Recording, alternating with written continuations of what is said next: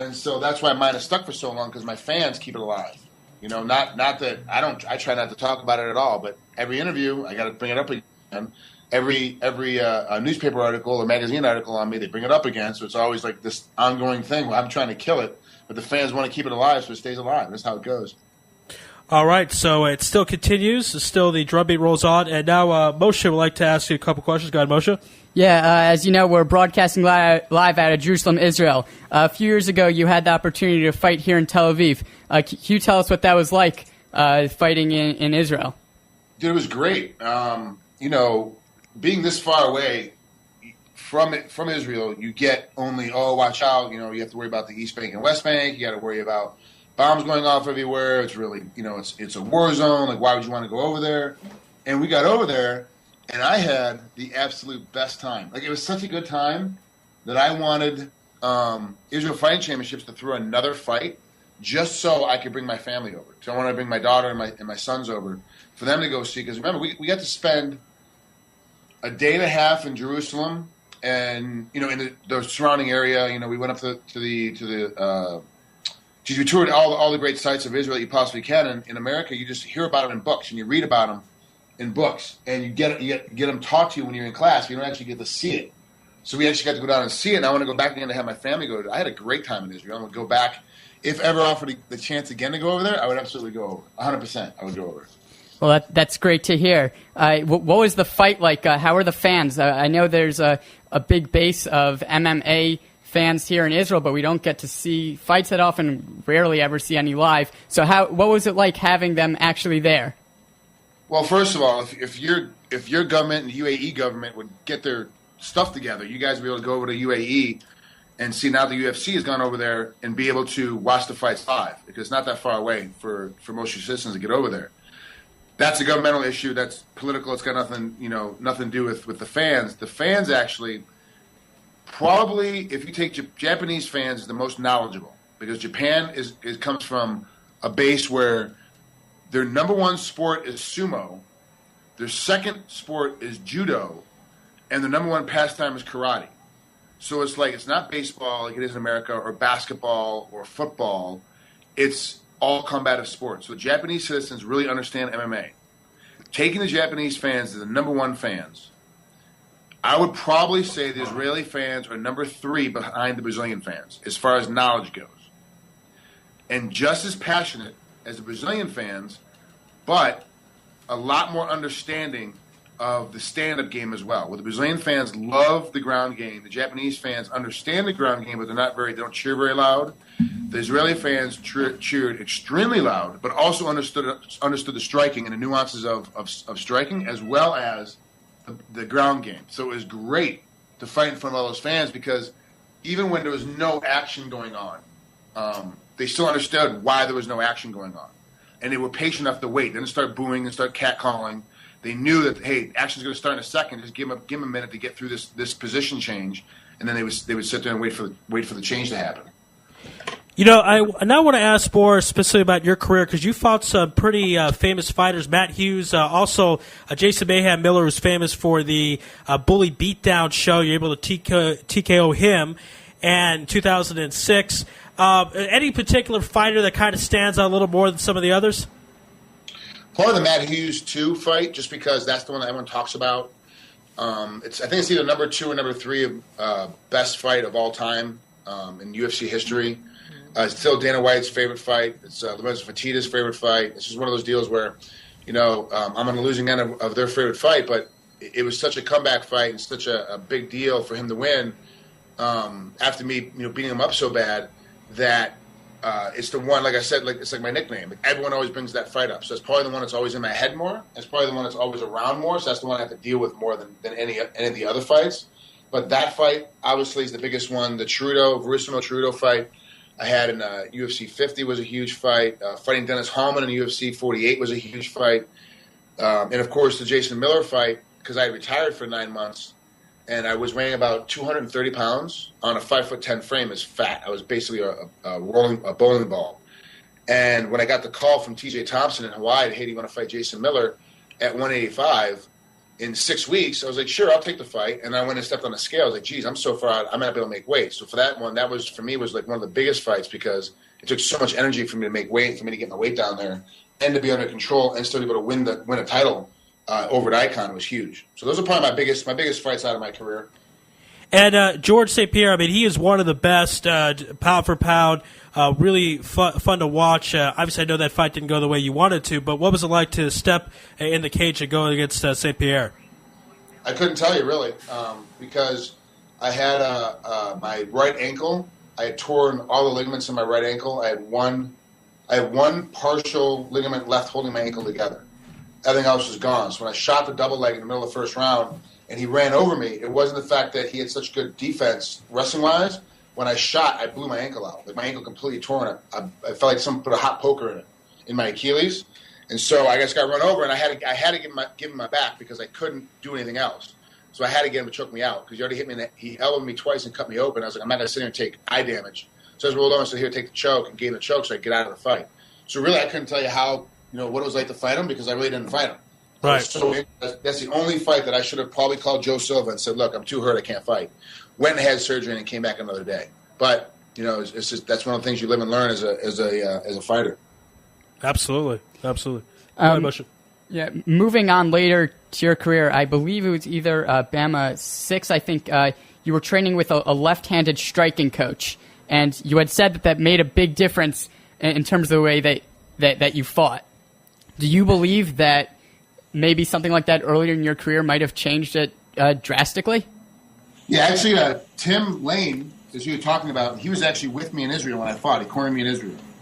And, yeah, that's the difference is that a lot of guys try to adapt and change their style. Well, we do this with wrestlers all the time. A wrestler traditionally has his right leg led forward. And then when he comes into MMA, all these boxing coaches want to make them switch their stance and go left leg led forward, which makes him a right-handed boxer. When you're right leg led forward in wrestling, you're a right-handed wrestler, but you're a left-handed boxer. For me, I was a right-handed wrestler, and I'm a left-handed boxer, so I have to change my stance. We started analyzing these guys that spend 30 years as a wrestler, then all of a sudden they have to switch their feet to go ahead and be boxers. It doesn't work. It doesn't work out that way. So if I had guys trying to show me how to be a left-handed boxer from the right-handed stance. These were guys who were right-handed, show me, if I was fighting a left-handed guy, this is what I would do. So here, do this. And it didn't work out as well as having a left-handed guy that actually knew what he was doing and knew from the left-handed mindset and spent those years in the left side of how to fight. That made a huge difference. And so I wish I had Tim early in my career. I'm pretty much done. I'm 40 years old. There's not much fight left. And this guy, came in and was like, look, here's this, this, and this. I was like, wow, if I had known this stuff, 10 years ago, it completely would have changed my game. I mean, completely. Right. How did you meet up with Tim Lane? He came up from New York, came to Extreme Couture, and started teaching kickboxing at Extreme Couture Academy in Las Vegas. And I just said, hey, I thought he was left-handed, started talking to him a little bit, and then we started training together a little bit, and we clicked and stuck together. That was it. Sounds good. What do you think of John Jones these days? He seems to be unstoppable, incredible fighter. Is anybody ever going to be able to take him down? Well, I thought that Rashad Evans had the best shot because he trained with him and kind of knew everything that he was doing. And then, Henderson has a style that battles very well against John Jones. But remember, Henderson is 42. And John Jones is 24, and it's a battle of younger versus old, and it's going to be a battle of how hard these guys tend to want to rock and tend to want to push. Right now, I don't see anybody stopping him, but it will not surprise me if Henderson beats him. But I don't see it happening, to be honest with you. It's just one of those deals where I think that right now, John Jones is just too far ahead in advance. As long as he trains right and doesn't put bad things into his own head, like with his DWI he just got and being caught with other girls or on his fiance and like this whole thing, then he'll be okay. But if he lets that stuff affect him, he's gonna have a problem. But I think he'll be able to get through it pretty well. All right, Frank, we got to break down now the big Anderson Silva Chael Sonnen fight. I'm very excited about this fight. It's scheduled for July, at least at this point. And Chael Sonnen is not exactly Muhammad Ali. I mean, he has 11 losses, but he trash talks like Ali, probably more than anyone in MMA. Really entertaining guy, good funny stuff. First of all, let's start with the trash talking. How much of that is just simply belief, or how much of that is just to kind of pump him up and get himself ready to try to beat Anderson? That's Chael. Like, you're not getting. That's the thing. That's the thing about trash talk. Frank Mir and I talked about this before. The problem with trash talk today is that sometimes the UFC or Titan Fighting Championships or Legacy or whoever comes in and goes, "Hey, look, we need you to hype this fight up a little bit more." So these guys have to force trash talk. Frank Mir comes off when he talks. He comes off very intelligent. It doesn't come off as trash talking. It comes off very matter of factual because that's just the way Frank is. He's very smart, and what he says he fully believes. When JDS, Junior Santos, trying to trash talk, it seemed very forced and very weird because it's not his style. But he was trying to hype the fight up. When Chael Sonnen does it, that is Chael. The way he is talking to you is the way he talks to everybody. He's not doing anything out of the norm, out of the ordinary. He is being Chael Sonnen. So that is exactly how he is. So it's not trash talk. That's really what he believes. Okay. When he tells you, I beat Anderson Silva, I'm the real champ because I beat him up for 4.5 rounds. He beats me up for a half of one round. I beat him up for 4 rounds. I win the fight. Like, I don't know what you guys are talking about. Like, everybody else on the entire planet knows that I won that fight. So I'm the champ. Why has he still got the belt? Like, he believes that. That is exactly what he believes and exactly what he understands. So it's not a forced trash talk, which is why it works so well, which is the same thing why Muhammad Ali works so well, because it wasn't forced. It is exactly what he believed and exactly what he wanted to say, and so it was very easy to do. Now, let's go to back to Anderson Silva. One of the best UFC fighters of all time, if not the best. He's undefeated in UFC. He even in the fight against Sonnen, he was losing, as you mentioned, figured out a way to win. And how much longer is he going to go before someone beats him? I mean, it looks like Chael will obviously have a chance in July, but if Anderson can beat him, I mean, is anyone else can take down Anderson Silva? Anderson Silva is going to take down Anderson Silva. Chael Sonnen has the best shot because he has the formula to beat Anderson. He kind of knows what he's going to do and how to go about beating him. But if he doesn't beat him on July 7th, then, and I think this is the reason why that Anderson got so mad that it wasn't in Brazil, and the reason why the fight moved to Las Vegas, and Anderson flipped out and was really upset because I really think that Anderson was going to win that fight and then retire and wanted to retire in his home country. Like, I'm done. I'm out. Like, I've done enough. I've got enough. I've got 5 kids. I think it's 5 kids. I got 5 kids. I'm going to stay home, take care of my kids, and that's what I'm going to do. And he's going to retire out. That's my gut feeling. That's my guess. I haven't heard anything about it. That's just what I'm guessing. After this fight with Chael Sonnen, if Chael doesn't beat him, we're in a long reign. Like, basically, Anderson has to pick. He can basically pick who he wants to fight and when he wants to fight and beat him up, and then it's just going to be Anderson beating Anderson. It's going to be that game of him walking out and walking away. No one else can really do it. Chael has some great trash talk saying that Anderson is pretending not to have the ability to speak English. Talk about the YouTube videos, called Anderson a bully. How much of that do you agree with? Is Anderson Silva a bully, and is he pretending not to be able to speak English to stay away from the press and some of the fans? Well, it's like anybody else. I had an interview a little bit ago that hit that Fedor Emelianenko speaks English. I've hung around Lyoto Machida. He speaks English. I've hung around Anderson Silva. He speaks English. Now, is it good English for interviews? Does he fumble? Is it probably not the best thing to do right after a fight when your heart rate is pumping and your blood pressure is going and you're having a hard time concentrating and all that? Is it tough? Yeah, that's tough. Probably then use a translator. So is Chael Sonnen correct in that sense of, Anderson speaks English? Yes, he's correct in that sense. Is he doing it so he doesn't have to talk to the press? No, he's not doing it so he doesn't have to talk to the press because he talks to tons of Brazilian press. And there's tons of American fans that speak Portuguese that translate it into English. We get what he's saying anyway. It's not that. It's just it's smarter if you speak 2 languages to make sure that you're really fluent in a second language before you move on. You don't want anybody going in and saying the wrong thing and saying it the wrong way and messing things up. So that's what they're trying to do.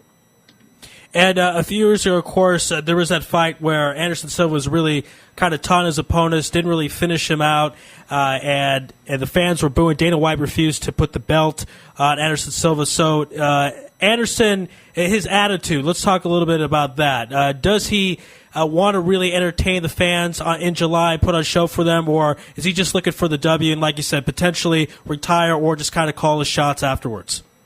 I think you're talking about the Damian Maia fight, where it was really weird because Damian just wanted to sit on his butt and scoot around, and Anderson wanted to stand up and punch him. Now, Damian's an incredible multi-time world champion. Anderson's smart. He down the ground with him and get submitted, so he forced him to stand up. It was a very lackluster fight. That was stylistically how that fight was going to go. With a fight like Chael's going to go on the ground, but he's going to do a lot of takedowns. It makes for a more exciting fight. It's not that Anderson didn't want to finish. It wasn't that Anderson didn't want to engage in the fight. It was just the way the styles went that he couldn't engage and couldn't make that thing happen. So, with that being said, I think this next fight, July 7th, is going to be an incredible fight. There's going to be fireworks going off the whole time. I think Anderson's going to come out from the very beginning and throw a barrage of punches and kicks to keep Chael off. And to be honest with you, if Chael gets caught, the fight's going to be over in the first round. Chael's got to do a really good job of weathering the first round storm to get Anderson to settle down a little bit and then get back into it and start beating him up. So it's going to be very interesting to see how this fight goes. I think Anderson, his style, just the way he fights, is very good. All these great fights in season, all these these great fights, these great highlight reels, they're all from guys that stand there in his pocket and try to engage him and throw a bunch of punches at him. He moves his head and he rolls his shoulders, and you can't hit him as he gets out of the way. But when you're trying to do jiu-jitsu against him and you're sitting on your butt and you're scooting around, well, he can't do anything because he's so tall. He can't punch down at you. He doesn't want to get caught and getting taken down. So that was a smart fight, and there's a smart way to approach that fight. So I think this fight on July 7th with Chael is going to be an amazing fight. All right, and at the end of the day, do you like Anderson to get the W, or you think an upset happens? I think an upset happens. So I'm really biased. So, and then Chael and I have the same grappling coach, Neil Mellison, who's also a grappling coach. So I'm going to stick with Chael. But, believe me, if he loses, I'm not going to be surprised. It's not like, oh, no, he's definitely going to win. He's definitely going to win. This fight really is a toss-up. It's going to be really, really close. But I do see the upset happen with Chael. Okay, great stuff. Frank, it was great to have you on. We appreciate the time. Before we let you go, please give a plug to all our listeners in Israel so they can listen to you and learn more about the mixed martial arts. Well, I'll tell you what, the best way to get a hold of me, if you have an iPhone or a Android application or Android OS phone, is download my app. Because in my app, there's a calendar. In my calendar, I put up all my stuff that I'm doing. And there's a lot of stuff you can catch me doing broadcast-wise that you can pick up on the Internet. So it's just by your computer at the right time, you can pick it up.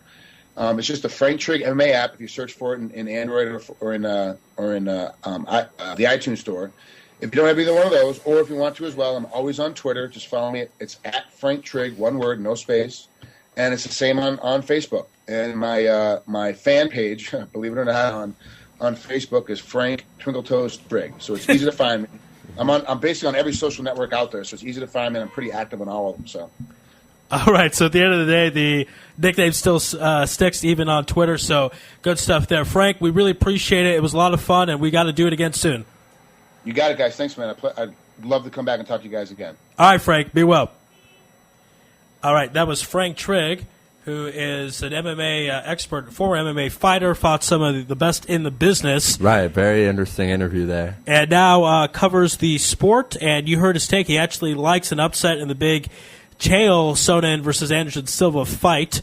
And the key really for Sonnen is going to be to get through that first round of Anderson Silva's barrage. And Silva really could do everything. Like I mentioned, undefeated in UFC.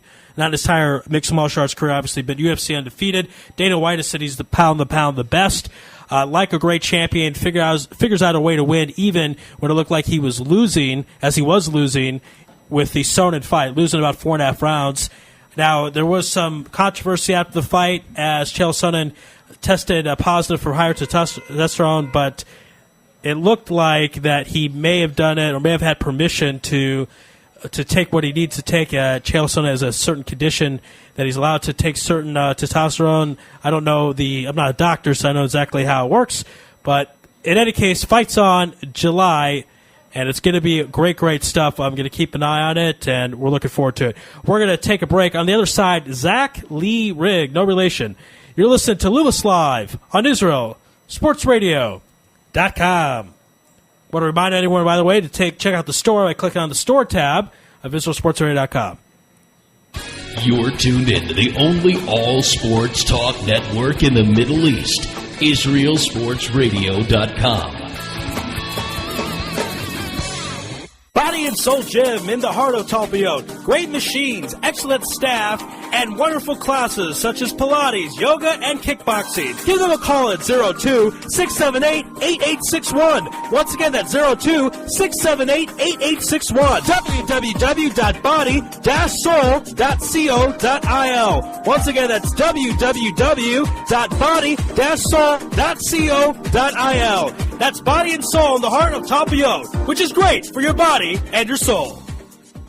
You're already using a credit card every day. Why not feel good every time you make a purchase? When using the HAS Advantage Support Israel Visa card, a percentage of each purchase you make will be donated to your choice of 24 Israeli-based charities, while still earning a reward point for every dollar spent. But wait, these rewards are even better than the standard rewards you get, especially when using them towards Israel travel, with the best conversion rate on El Al's Matmeed Frequent Flyer program. Earn double points at some of your favorite supermarkets and restaurants in the U.S., as well as discounts all over Israel. If you love traveling and supporting Israel, HAS Advantage is the card for you. Just give us a call toll-free at 1-866-6-ISRAEL. Sign up right now with the code ISR10 to earn 2,500 bonus points. That's 1-866-647-7235. HAS Advantage. Earn rewards. Support Israel. Offer valid for U.S. citizens only. Terms and conditions do apply. When dialing from within Israel, please dial 1-800-200-818.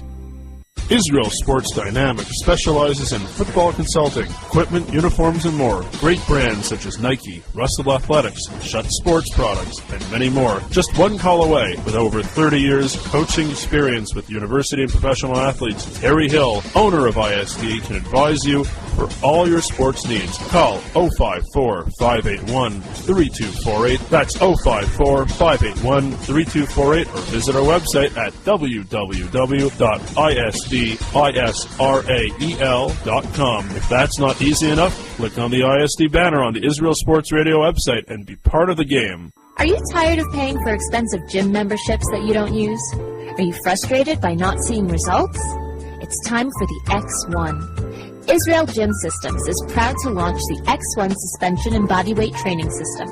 Lose weight, build muscle, improve balance, coordination, and flexibility. With your purchase of the X1, you'll receive a free membership to IsraelGym.com and access to our archives of videos and exercise plans. Sign up today at www.IsraelGym.com and get ready for the new you. Israel Gym X1. Higia Hazman. DJ Venom, DJ Venom, DJ Venom, DJing parties throughout Israel, birthday parties, weddings, club events, bar mitzvahs, bat mitzvahs, and much more. You pick the type of music and DJ Venom will turn your event into the party of the year. Available Sunday through Thursday. Call 052-952-6506 or email djvenom1984@yahoo.com. That's 052-952-6506 or email djvenom1984@yahoo.com. Book your party today. That's DJ Venom. Broadcasting live from Israel. IsraelSportsRadio.com. Back on Lewis Live here. We're going to be dialing up a great soccer guest from Goal.com, which seems to be our new best friend, and we're very excited to have him on. But before we do that, I wanted to again talk about the game last night. It was a very crazy game in Oklahoma City. For a long time, the Spurs just looked they were going to dominate. Steven Jackson was making threes. Timmy D was looking young. Ginobili was doing whatever he wanted. But second half came, and the Thunder started to completely roll. There's no other way to put it. And this team seems destined for greatness at this point. You never know what's going to happen, though, because tonight, of course, is Game 6 for Heat Celtics. I'm going to be rooting for the Heat. I want the Heat to be playing the Thunder in the finals now, and we'll see what happens with that. Anyway, enough about basketball. We'll get back to that later. Now we are going to be calling our friend Zach Lee Rigg, who was based in Malaysia and China and other great Asian countries. But we're going to be dialing him up right now to talk some Euro, English Premier League, some stuff going on in China. Moshe's going to get into that. Right, Moshe? Yep. Okay. So we're going to call him up right now. And good stuff with Zach. We've had a lot of people on. Hi, am I speaking with Zach Lee Rigg? Hello, yes you are. Hi, Zach. You're on Louis Live on Israel Sports Radio. How are you doing? I'm doing all right. How are you guys today? We're doing great. We've I was just telling our listeners we've started to have a lot of great people on from Goal.com, and it's our pleasure to have another person on. Yesterday we had Alex Labido. Pardon if I'm pronouncing his last name wrong. Maybe you can help me out with that. I've never actually met him. I assumed it was Labadoo, but I'm not sure. Okay, so we're both not sure, so that's good news. Let's say it's Labadoo. That sounds about right. So we had him on yesterday, and that was a lot of fun, breaking down a lot of American soccer, because I believe he's the deputy editor of the USA section. So that was fun. So today I was hoping we could talk a little bit more about the Euro, about the past season and Italy and Germany and especially England. That's been an amazing campaign there. But I want to start off with the Euro, which, thank God, is starting tomorrow. I've been counting down the days now for the past, pretty much since last summer. I want to start off and ask you who your favorite is. And before you tell me, I want to let you know that people now from ESPN, Fox, and Goal.com have all picked Germany. So are you going to shock me and pick another team? I guess I'm going to have to be boring. I just sent in my predictions, and I went for Germany. Okay. I think most people agree there's a top three of Holland, Germany, and Spain. And just of those three, I think Germany has the deepest team and can withstand a couple injuries and a couple dips in form. Right, and I mean, one of the biggest concerns, you look at the teams you just mentioned in Holland, it's the defense. Not the best defense in the world, not necessarily the worst, but just not a very strong D. And then in Spain, Puyol also in the defense and Villa up front, two guys that will definitely be missing. But why do you think this Germany team has all the right, I guess, positions and ingredients to finally win the Euro? This has been an interesting project, and it's been a good Germany team for a surprisingly long time because they keep injecting fresh players. So they still have the same. They could essentially start at the same starting lineup that got to the semifinals of last World Cup, but they also have new guys like Guautier and Royce, right? Who they can just bring in off the bench and who I think are phenomenal players. And I wanted to ask you. Go ahead, Zach, if you had more to say. They're also just really, really fun to watch, and I think that probably plays into pre-tournament expectations. Yeah, and in fact, Zach, they just played our Israel national team, and I wouldn't say they destroyed us because the final score of the match was 2-0, but they outplayed us in every single aspect of the game, and Gomez had an amazing goal. And that's going to lead me to my next question.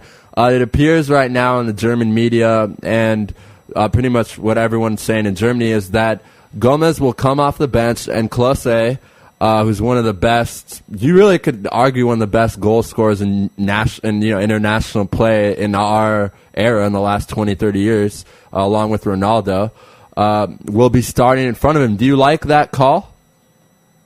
I do. I really do. Gomez is a wonderful, wonderful goal scorer. He's not the best footballer. Klose brings a lot of different things that Gomez can't. He links up the ball well. He makes better runs. He's just a little bit more active, and I think he makes the team better rather than he doesn't have the gaudy stats of Gomez. The other interesting thing is both Polish-born players, Podolski and Klose, always perform really, really well for the national team, even when they aren't performing on the club level. Right. So it'll be interesting to see what they do back in the country of their birth, and if they can continue that run. Neither had phenomenal years. They were both very solid this year, but I think they always perform way better when in the German national team kit. Yeah, it's a great point. I'm an Arsenal fan, so I'm hoping that Podolski doesn't do what you just said, and he can play well for Arsenal next year because I know we're going to need him. But Klose, I believe, was in Italy this year. Lazio, I don't remember. He was with Lazio. Right, he was with Lazio this year. But when he had those couple amazing tournaments, he was actually, from what I recall, on the bench of Bayern and wasn't getting a lot of playing time. Then, as you mentioned, suddenly gets called to the national team and just is an amazing goal scorer. So I kind of want to ask you, why do you think that is? Obviously in the international game, there's so many more people watching, so much pressure, especially for Germany, which is always a favorite in every tournament they go into. Why is he able to be so successful in that international game? I'm not really sure. Form is a tricky thing, especially for attackers. Right. I mean, a lot of it could be confidence. A lot of it could just be the system that they play in. But I think I'm just guessing here. But when you have Klose, he's a little bit older by now, he doesn't have maybe the stamina to play an entire season through. But this season as well, he picked up a bunch of injuries towards the end, and he wasn't much of a factor towards the last few months. But when you just need to turn it on for 6 games, he's always been in form in those cluster of games that he's needed to. Right. No, that's true. And another thing that's interesting about this Germany team is a lot of these players are from Bayern Munich, and of course Bayern Munich had that devastating loss to Chelsea. And this is my opinion. I was hoping I could get your thoughts. I think that these guys have a lot of, what's the term in English? They have something on their shoulder. Chip on their shoulder. On their shoulder, because they got so close. They really outplayed Chelsea until about the last 10 minutes. It was funny. I was watching ESPN Soccer Net the other night when, like a replay, when Tommy Smith said that Drogba would score the last goal and then he'd make a goal in PKs. That was kind of weird that Tommy was able to predict that. But anyway, I think a lot of these guys have a lot to prove, and this is the best way to do it. I mean, May 19th, they lose the Champions League, and then whenever the final is, first week of July, they can win a Euro. So do you agree with me that they're going to be playing with a chip on their shoulder? I think they might. Germany has also done very well the last 3 tournaments and not won. Right. So I think that might play into as well. What's interesting to me is Borussia Dortmund has been phenomenal for 2 years. Absolutely. But Jens Lehmann just pointed out that Joachim Low doesn't seem to trust those players quite as much. They don't quite fit into his system, or they just can't replicate that form on the national team as readily. So the identity of this Germany team is very much based in Bayern Munich. And I don't know how much that will play in the psychology, but I know at least Arjen Robben has come out and said that he's sick of being branded a loser, and he wants to win a final. And so I imagine his Bayern teammates feel very similarly. That Champions League loss is very fresh and was very raw. Right, and of course, Robben playing for the Netherlands national team, which also is another team that's gone pretty close the last few years, playing in the finals in the World Cup. And I want to go back to the Netherlands team and talk about the concerns in the defense, because it's an issue, and it's something that people are very aware of and might try and exploit, or obviously they will try and exploit. So I was hoping you could talk a little bit about that. Yeah. Very recently, Simon Kjaer, who plays with Stecklenburg on Roma, he said that Stecklenburg is carrying a left shoulder injury, and he wants his teammates to shoot as far that way as possible in the hopes that he can aggravate it. I don't know how much that's actually going to work, but I think it does point out that besides Stecklenburg, this back line of the Netherlands is not very strong. I think yesterday Cruyff suggested playing Dirk Kuyt as a right back, because they have Van der Wiel, who's a solid defender, but beyond him, there's not much to this defense, at least in names, and usually that comes back to bite you at some point during the tournament. Defense wins trophies. Absolutely. I mean, you look at that Italian team with Cannavaro back in the day, who's believe he's playing in somewhere in the Middle East nearby us right now, or he was last year. But now, Zach, it's pretty cool when I think you told me you were in China for a while and you're in Malaysia for a while. So my co-host here wants to talk about kind of the growing game in China, what's been going on there. China just played Spain. So he's going to talk to you about that for the next 5 to 8 minutes, and then I'll come back and talk to you a little about the Premier League this year, because it's been such an amazing season. From top to bottom, really. If you're a pure football fan, you had to love what happened in the Premier League. So here's my co-host, and he's going to start off with some China talk. All right. Nicholas Anelka went to China, and he's been having a season there as coach and as a player. How's that been going for him? Not that great. He has, I believe, 2 goals in 9 games now. Mm-hmm. And every time I see him, he's yelling at teammates and he's frustrated because the passes just aren't coming. And honestly, the level of play is not that great. So he's been frustrated on the field, and he was also just replaced as head coach by the former Argentine national coach. I forget his name at the moment. But Anelka was so angry that he got replaced. He went out and he did an exclusive interview with a local media outlet, and he said he might have to think about retiring, that there was no communication in the club, that he felt that he was stranded and couldn't do his job. Now, he later took back all those comments and apologized, but I don't think that he was happy that someone was brought in over his head, and honestly, his team is not doing that well. So I can see why they might have brought in someone else. Right. Is there any chance that any other players maybe will join him over there? I know there have been some rumors flying around, different players transferring into China. What's the deal with that? There's a lot of chance. There's a lot of money in China. Right. We just saw Lucas Barrios join Marcelo Lippi in Guangzhou, mm-hmm. and I think that Shanghai is privately confident that they can lure Drogba over to China as well. Right.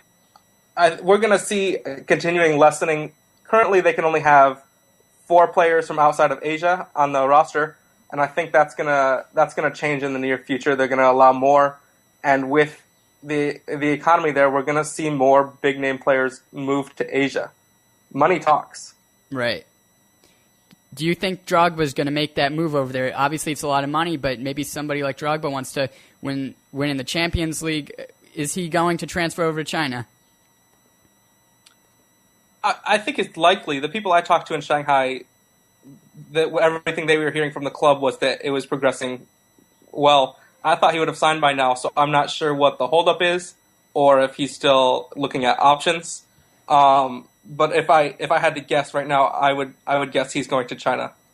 Do you think he'll be able to convince any of his former teammates or countrymen to join him over there, maybe to create like a top caliber club over there? Shanghai Szechuan is not very well run. The owner's a bit of an egomaniac. He recently played himself as a striker next to Anelka in a friendly. He's 40-something. He made his money in video games. And he also played for about 5 minutes in a friendly against Liverpool. So I'm not convinced that Shanghai is going to be that club. The more interesting project to me is Guangzhou, which just brought in Marcelo Lippi and has Lucas Barrios and a cluster of very good South Americans who are quite young. I don't know if Drogba is going to be able to convince many other players to come over immediately. But I think if Anelka and Drogba do well, then we're going to see more. As they talk to their friends, it's going to become more of an option. Will the Chinese Premier League become one of the big names like the Italian League and the Premier League in England, etc.? It's unclear. There's a lot of growth to happen before that happens. I think more likely is that we'll see Russia start to do well first, and as maybe the spread of play moves east, China could become a player. Currently, I don't see the infrastructure in the soccer world there yet to become a major league in the world stage. I think for now it'll be mostly older players. Okay. I've also heard rumors about Drogba maybe heading over to PSG. Do those rumors have much behind them? Are they going to be in competition with Shanghai? Do they have any chance? PSG is linked with just about any forward in the world, and they can't fit them all in the lineup. Right. I think Carlo Ancelotti recently said that he doesn't want Ibrahimovic because they want younger players, and Ibrahimovic is about 4 or 5 years younger than Drogba. So I don't think that Drogba is a realistic option for them. It's not that they couldn't afford him. I just think that they're going to finance someone else. Okay, moving back to China, the domestic players, they just had a friendly with Spain, and it was a pretty close match. How are the Chinese players stacking up against European competition?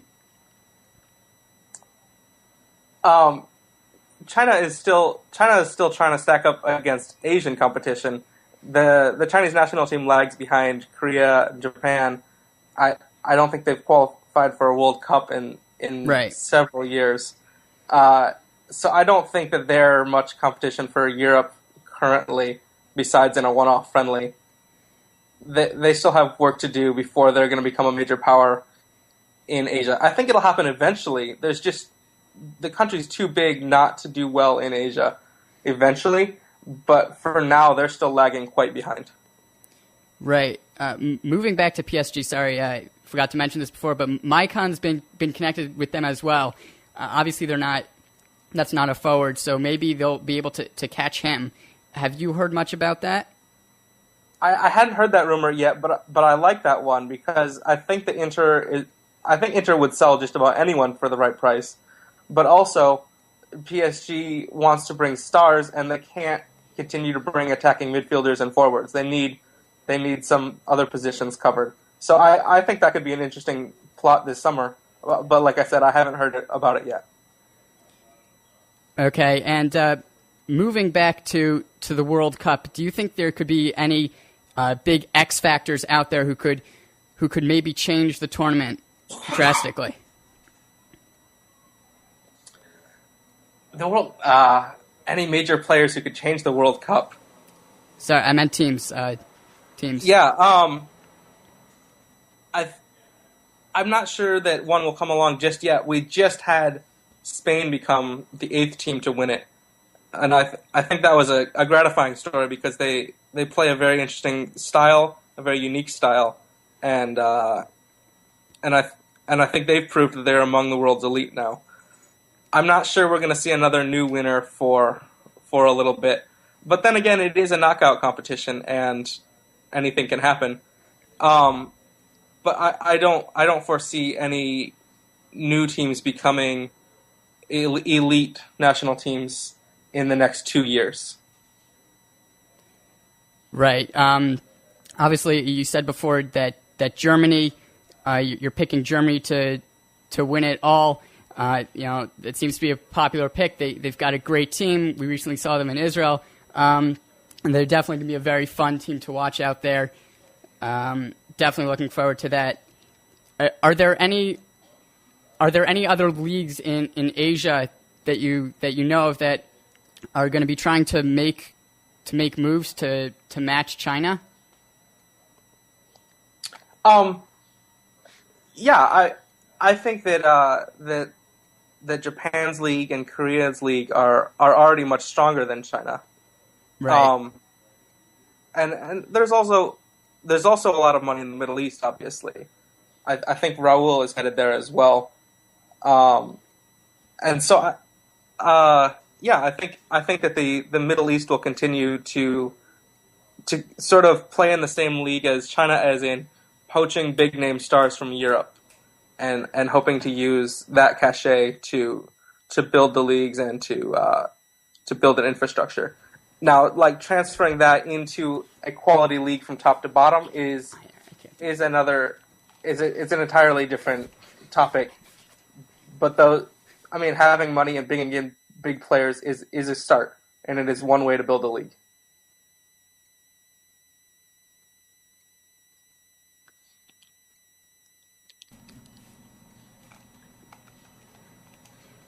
Hello? Sorry, Zach. I think we lost connection with you. So that was very interesting stuff there. It's always good to get perspective on the Asian world because no one really knows much about it. But now I want to move back to England, if that's cool with you.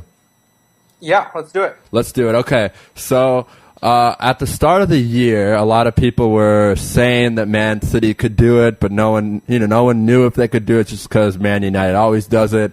And Tottenham had a strong team, Arsenal, of course. But what was it, about a month or 3 weeks out, City were down by 8 points. A lot of people didn't have a faith in them. Then they won that huge game against United. I want you to let's start off and talk about that Sunday when all the games were on in America. I don't know if you were in America at that time. Obviously, we weren't either, but this is what I heard. Fox Soccer broadcast all, I believe, 9 games on the last match day, last fixture of the Premier League. Did you get to watch the Man City game and the Man U game? And could you tell us what it was like when Aguero made that goal for you? I actually wasn't watching. I was traveling in Asia at the time. Okay. I believe Fox showed all but one game, and ESPN showed another. Right. So Americans had access to every single game in the final match day. I think most were watching the Manchester teams, City or United. Right. You mentioned that a lot of people didn't have faith that Manchester City could do it. I don't think Roberto Mancini thought that Manchester City could win it. That's true. He kept saying again and again that United was favorite, that it was going to be very difficult, that he didn't quite think it was going to happen. And I mean, obviously the English press immediately goes to mind games, but I don't know if he was joking around. I think he thought Manchester United was going to win. They had a significant lead, and Sir Alex Ferguson does not give up leads in title run-ins. That just doesn't happen. So for Manchester City to win it was a surprise and was huge. And in the way they did it was phenomenal. That's what you want to see from sports, and I think many, many people enjoyed that. Yeah, I was watching it here in Israel, and after Dzeko made that goal, I was like, okay, hold on, is this really gonna happen? And then when Aguero made that goal, I started jumping up and down. I'm not even a City fan, obviously, but just for sports, obviously, I'm a basketball, baseball, football, so everything. But for sports, that was one of the most amazing things that I've seen live. I've seen a lot of great things in baseball, no hitters, perfect games. But in football, this was an amazing, amazing, amazing thing. And what you said about Mancini not believing, it's a fact. He always would say after every press conference, "Oh, they're still ahead of us," blah blah blah. But do you think he was kind of doing that to cover his ass with the City fans, so that once the season ended, he could say, "Well, don't say I said we were going to win"? It's possible. He needed a backup. I think he also would have had another year, because to move from a mid-level team to a title contender is already a significant step, and then to be able to win a trophy like the Premier League title that's a huge leap in very short years for Manchester City.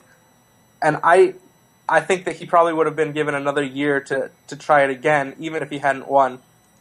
But to be able to win it this year says a lot about the mentality that Mancini has installed in his team. Right, and this team went through a lot of different kind of elements. Tevez having that whole exile, going back to Argentina, having the battles with Roberto. Balotelli, who I love him. I really love him as a player, but he's just, I don't know what the best word for him is. He's just, I don't want to say a thug or a punk. I don't know if that's the right word, but just kind of crazy.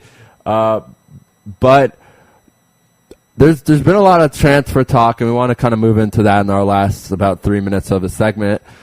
What do you think about Man City's looking to do. Rumors are they want to spend more money. They're willing to sign whoever they can get. Van Persie's been one of their targets. They have a lot of other targets. Tevez just came out with a statement yesterday while he was at an event for Boca saying that he'd love to stay in Man City. What do you think they're going to do to try and defend the title next year? I think next year's focus will be back on the Champions League because they're in that competition again, and they want to. The owners are ambitious and they want to win everything. Right. And so I think that the summer signings will be with the Champions League in mind and having a squad deep enough that can handle playing in both competitions. No, that's a great point because, of course, it was very odd to see United and City not really advance this year and have to play in the Europa League and not even advance in that. In fact, it was they were both very disappointing in the Champions League, and I think neither team will want a repeat of that. No, definitely not. So I want to now go to the other side of Manchester. And what do you think United is going to do to try and have a run next year in the Champions League? That's interesting because I'm not sure that the Glazers are willing to back up the team as much as Manchester City's owners are. Right. I think there will be changes. Alex Ferguson does not enjoy losing. No. And he wants to build a team that can last for when he retires. So I'm not sure. They just brought in Kagawa from Japan and Borussia Dortmund. Right. And he's a phenomenal player. He is exciting to watch, and he is going to be an elite player. So if they can continue to pick up a couple steals like that in the transfer window, I mean, Manchester United is never out of the running, and they will compete for trophies next season. Right, and I want to ask you if they're going to be back in the Champions League to the final again, but they will be a force. And it's kind of interesting because they were a minute or two away from winning the Premier League title, and they honestly, if you really look at their schedule and all their fixtures, they didn't necessarily have the best year. They had a lot of weird ties, a lot of weird matches. So do you agree that City might have, I don't want to say got lucky, that's not fair, but do you think United didn't even play as good as they could have this year? I actually thought Manchester United overperformed. Given their roster, they were surprisingly consistent. Okay. And I believe they set a record for most points without winning the Premier League. Right. So interesting. This was not an easy title. It wasn't given to Manchester City. But by the same token, I understand where those comments come from, where this wasn't a dominating Manchester United side. Right. They had central midfielders rotating in and out all year. But this was not a bad team that they beat. This is not a nothing trophy. Yeah, you're right. The comments that I make, I'm so used to Man United just being so much better. But now that the city is owned by the Sheikh, the family from UAE or Dubai, I believe, they're willing to spend. I think they spent over $1 billion on the squad. So much talent in all positions. And do you think that this is something that we should, not even next year, but let's say 2014-15, is City still going to be one of these teams that's going to be in the top three, or is this just one of those things in history where it's going to last 2 or 3 years? Yeah, Manchester City is now one of the major players, and they will stick around. What will be interesting is how they navigate the financial fair play regulations, which are going to be starting in the Champions League. Right. Because if applied correctly, this will mean that teams can't just go out and spend vast amounts of money and become elite teams, that they'll have to have some sort of growth. I think the idea is that Manchester City have spent a significant amount of money to become one of the best teams in the world, and now that they're already there, they should be able to stay there without transgressing against the financial fair play regulations. We'll have to see how the regulations are enforced, if they are, and how that affects the landscape. I'm not sure how that will play out over the next few years. Right, and it'll be very interesting to see what happens. And obviously you start off the show or the segment by saying that you believe that Germany is going to win, but let's say they don't, just because everyone's picked Germany, including me, so we want to kind of get things a little exciting here. Do you have a number 2 team that you feel are just as confident in winning if Germany can't pull it off? Yeah, I would say Spain is my number 2 team. I think that they're on the weaker half. The group C and D is a little bit sparse for me, and I think that assuming Spain can pass through the group stages without problem, that they should make it to the final. That's not to say that they will. Obviously, there are surprises, but this is an excellent Spain team. Also fun to watch, and that has a history of winning trophies. They've won 2 in a row now. No team has ever won Euros back to back, and no team has ever won 3 consecutive titles, major international titles. So I think they would be a second favorite. Yeah, and despite the concern with them is fatigue, and if their players are fresh enough and hungry enough, and I'm not sure that they are. No, that's a great point, of course, because they all, playing in the Champions, I guess Barcelona was in the semifinals, and Barcelona had a long season. A lot of players are from Barcelona, but it'll be very interesting to see how Spain does without Puyol, because that guy's been kind of the heart and soul of the team, in my opinion. And Villa up front, of course, will also be missing. But I'm hoping, I like Torres a lot. I know he gets a lot of hate, but I'm hoping he can bounce back from his disappointing season at Stamford Bridge and have a good Euros for the Spanish. Zach, we got to run, but this was great. We really, really appreciate your time. And we'd love to have you on again to talk some football. Thank you very much. I've enjoyed it a lot. All right, Zach, have a great day, and speak with you soon. All right, bye. That was Zach Lee Rigg from Goal.com. So, Moshe, it was interesting talking to him a little bit about Chinese soccer, wasn't it? Yeah, it's funny how even now they're not the best team in Asia, not the best team, sorry, the best league in Asia, but still they're making moves after all these big names, and that could continue with all the money that's coming out of there. They could make a run to be one of the top leagues in the world. Right. Maybe not in the world, but after Europe, I'd say. Maybe better than teams in Argentina, Brazil, Israel, which is not that hard.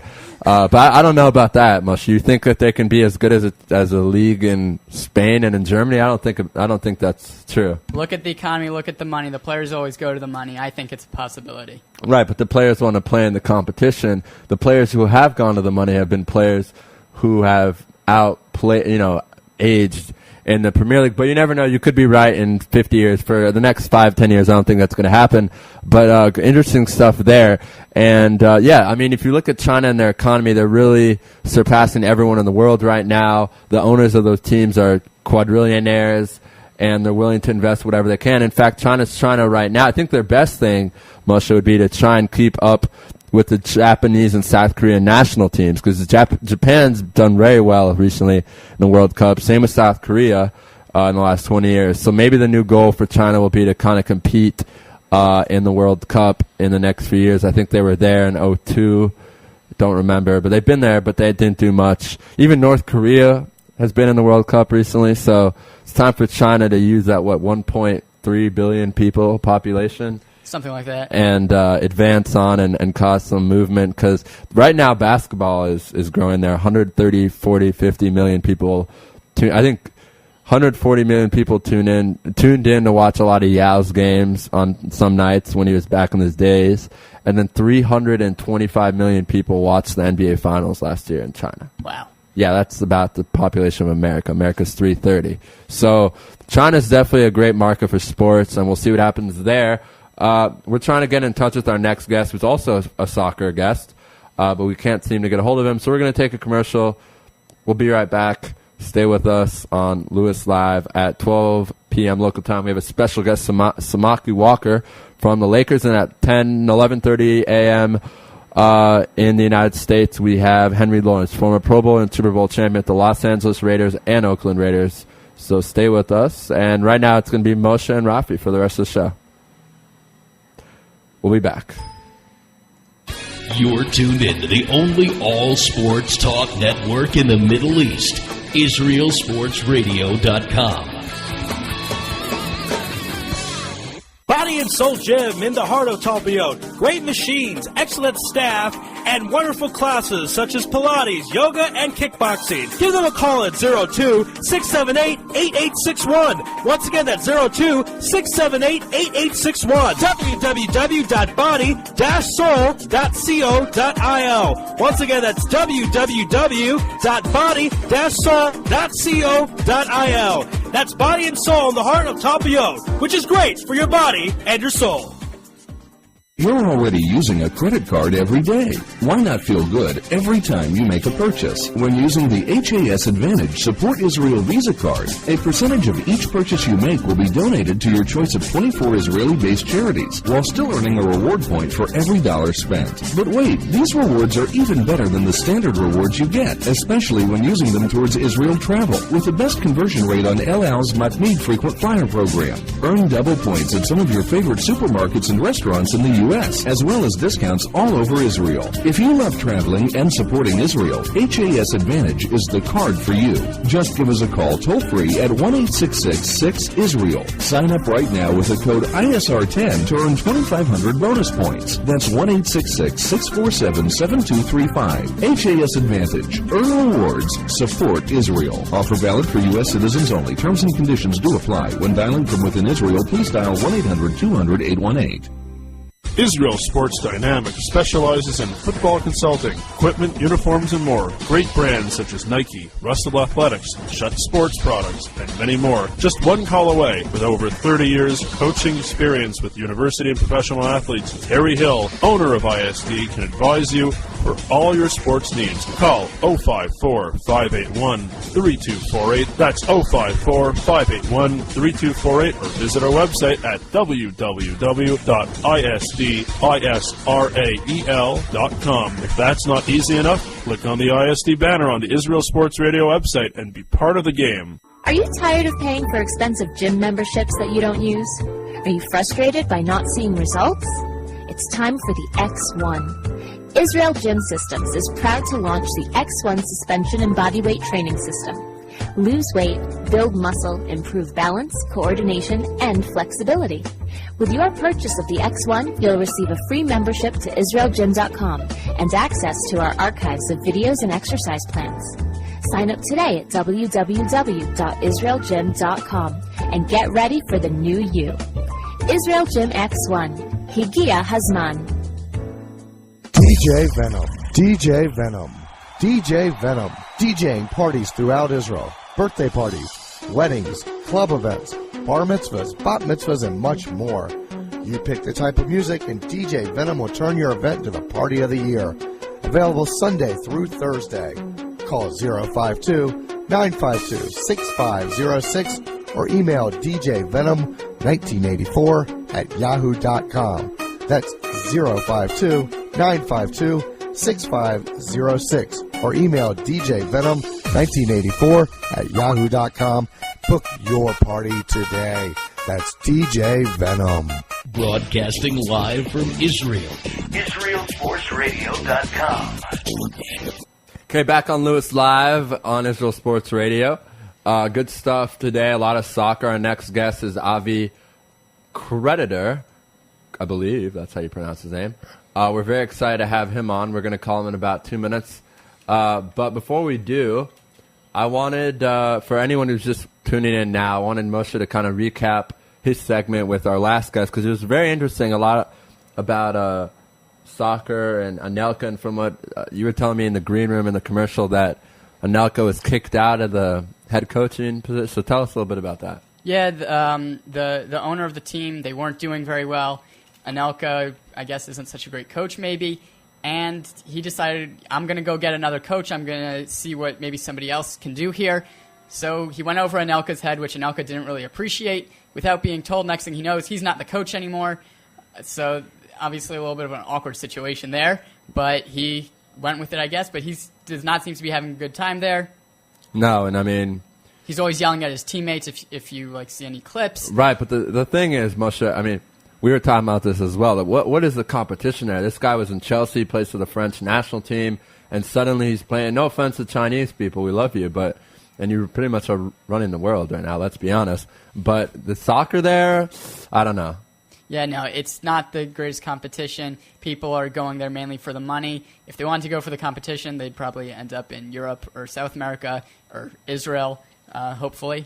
Hopefully. I mean, we sometimes have some decent foreign players. In fact, we had one from Uruguay in the 1960s whose name was Rafael. Or no, excuse me. His name was Dr. I said Rafael because his name was Dr. Geller. He was actually an orthopedist doctor who played for Beitar Jerusalem. He was from Uruguay, and he was an amazing, amazing player that if you ask any Israeli here who was around in the 60s, every time I go to any place and they see my name is Geller, they always say, "Oh, are you related to the Dr. Geller who was an amazing soccer player here in the 60s?" And I'm like, no, I am not, but I've gotten to hear a lot about him in the last few weeks. But with our next test, we're going to talk way more about the Euro. We talked kind of about everything. So I wanted to ask you, Moshe, who do you like in the Euro and why? Well, I'm going to have to go with the boring pick here with Germany because they have all the talent. They've been playing together for a while. They have a great squad. Very exciting to watch. I also saw the game against Israel, I believe it was last week or 2 weeks ago. Right. We watched it together. Yeah, we did. It was a good game. If you were not an Israel fan, they controlled the game, but they didn't outscore us by so much. But still, they're an incredible team, and I really don't see them losing. All right, good stuff there. Now we are going to reach out to our friend Avi Creditor, who, believe it or not, spent a year in Israel studying abroad, which is cool. So we might get into that with him. But, yeah, we're really going to examine the Euros more because it's starting tomorrow, guys. Tomorrow at 6 p.m. I know Shabbat, but if you're not Jewish, or even if you are Jewish and you don't keep Shabbat, please tune in. Hi, am I speaking with Avi? Yeah, this is Avi. Avi, you're on Louis Live on Israel Sports Radio. Thank you so much for joining us. How are you guys doing today? We are doing good. It's a beautiful day. We just had on a correspondent from goal.com, so we're happy to have you on now to really examine the Euros. We spent more of our talk with Zach talking about the Premier League this past year, and believe it or not, he's based in China. So we talked to him about Anelka in China, a lot of interesting stuff. But we want to talk about the Euros, so we hope that's cool with you. Yeah, absolutely. Let's get to it. All right, let's get to it. Now, I've been asking this question to everyone who has been on, and we've had people on now from ESPN, Fox, and Goal.com. So everyone has picked Germany to as their winners. Are you going to go ahead and pick the boring pick, or are you going to do something exciting and pick someone else? I don't know if it's that exciting, but I'm going to stick with Spain. I know they've got some major injuries with David Villa and Puyol, but I still think that they've got enough quality on that team. Germany, I mean, look, getting out of their group itself is going to be a challenge. They're going to be one of the two teams I would think to get out of that group. But, I mean, look, Netherlands, Portugal, they're easily capable of beating Germany, and Denmark's no slouch either. So, I mean, when you look at, road to a possible final, I think Spain's got an easier way, and they're still a very talented side. Interesting. And so you think that Puyol will not, I mean, he's pretty much been the heart and soul of the team that's won the World Cup and the Euro, a guy that plays with so much passion and plays in one of the top teams in the world with Barca. You think that they'll be able to replace him with someone else? Well, no. I mean, you can't replace someone like that, but it's not like there's a drop off from Puyol to no one. I mean, there's and they've got PK back there as well. True. I mean, Spain is, if Spain's flying under the radar, I think they're, that's a mistake that a lot of teams are going to make if they're not taking Spain seriously just because of who they don't have. I just think that there's enough quality, and anytime you put Xavi and Iniesta on the field, you got a chance to beat anybody. So we'll see what happens. I mean, it's not a sure thing, but they're my pick. Yeah, it's a great point you made about Iniesta. I was watching that friendly against China, and I was just, it was the 60th, 70th minute, and it was tied, and I was just saying to myself, wow, the Chinese must be thrilled. Then Iniesta comes in, and it still finishes 1-0, but still, I mean, once Iniesta came in, the match completely was, I think there were 4 balls that hit the post, and you could tell that this team is a lot different with Iniesta. In fact, some people go as far as saying that Iniesta is the reason why Messi has been able to be so successful on Barca. I kind of wanted to get your thoughts on that. I know that's gearing away from the Euro, but what were your thoughts on some of those comments that a lot of people have made? Yeah, I mean, look, it can't hurt Messi, but I think if me, you, and 8 other guys showed up on a field with Messi, he'd still do his thing. I mean, Iniesta, he's an incredible talent, and I feel like he's underappreciated because he plays with Xavi and because he plays with Messi, and gets lost in that whole Barcelona team system. But in terms of integral midfielders in this world, there are few as talented as him and who have his vision. And look how many incredibly big goals he's scored. He won the World Cup for Spain. He's won countless games for Barcelona. He's, between him and Xavi, that you could say that they're the heartbeat of Barcelona, and they're definitely the heartbeat of Spain. So, Avi, can you hear us? Yeah. Hey, okay. there.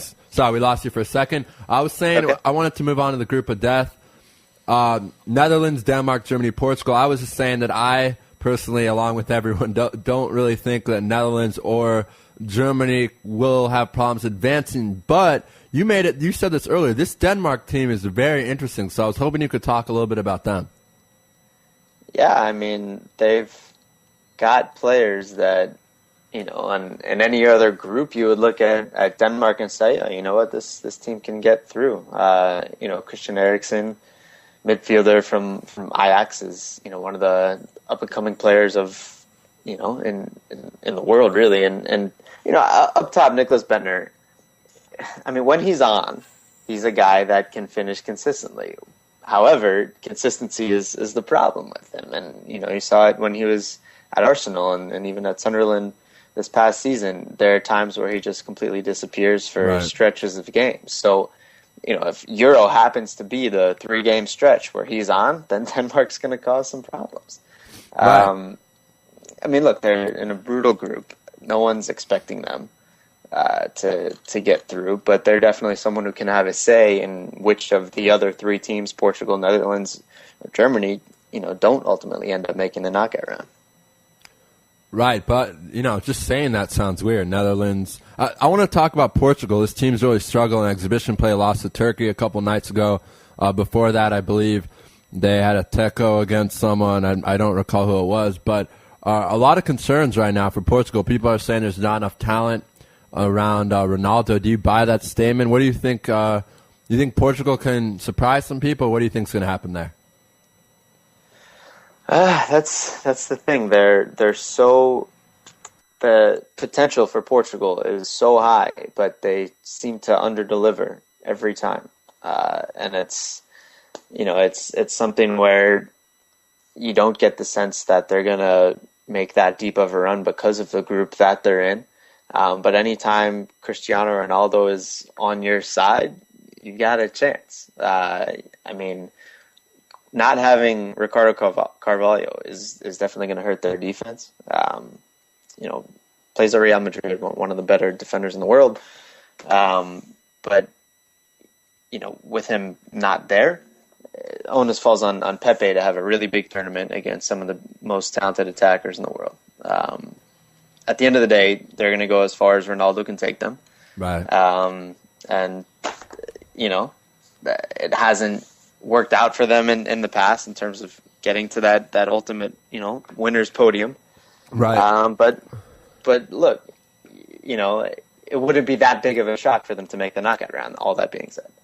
Yeah, we'll see. And, of course, I used to be such a huge fan of the Portugal teams that had a Deco and all those other great guys. Portugal, it seems, in the last few years has and, of course, how could I forget Figo, who's one of my favorites of all time. But it seems that they've kind of gone downhill. I don't want to say in talent, just they haven't been playing that well. And a lot of, even in Euro 2008, their qualification was very, very hard, had a couple difficult losses. They've barely made it into the last 2 Euros. So you kind of also hope that maybe they'll have a good competition, because then Ronaldo will get a lot of bad publicity from the rest of the world. So we'll see what happens there. Now I want to move on to another I guess they're all interesting groups. It's the Euro. It's the best tournament in the world, in my opinion. It's even better than the World Cup. I love having the argument, but we don't have enough time to do that now. Group A is pretty boring, let's be honest. So let's move on to a more exciting group. If we had you on for longer, we'd examine every group.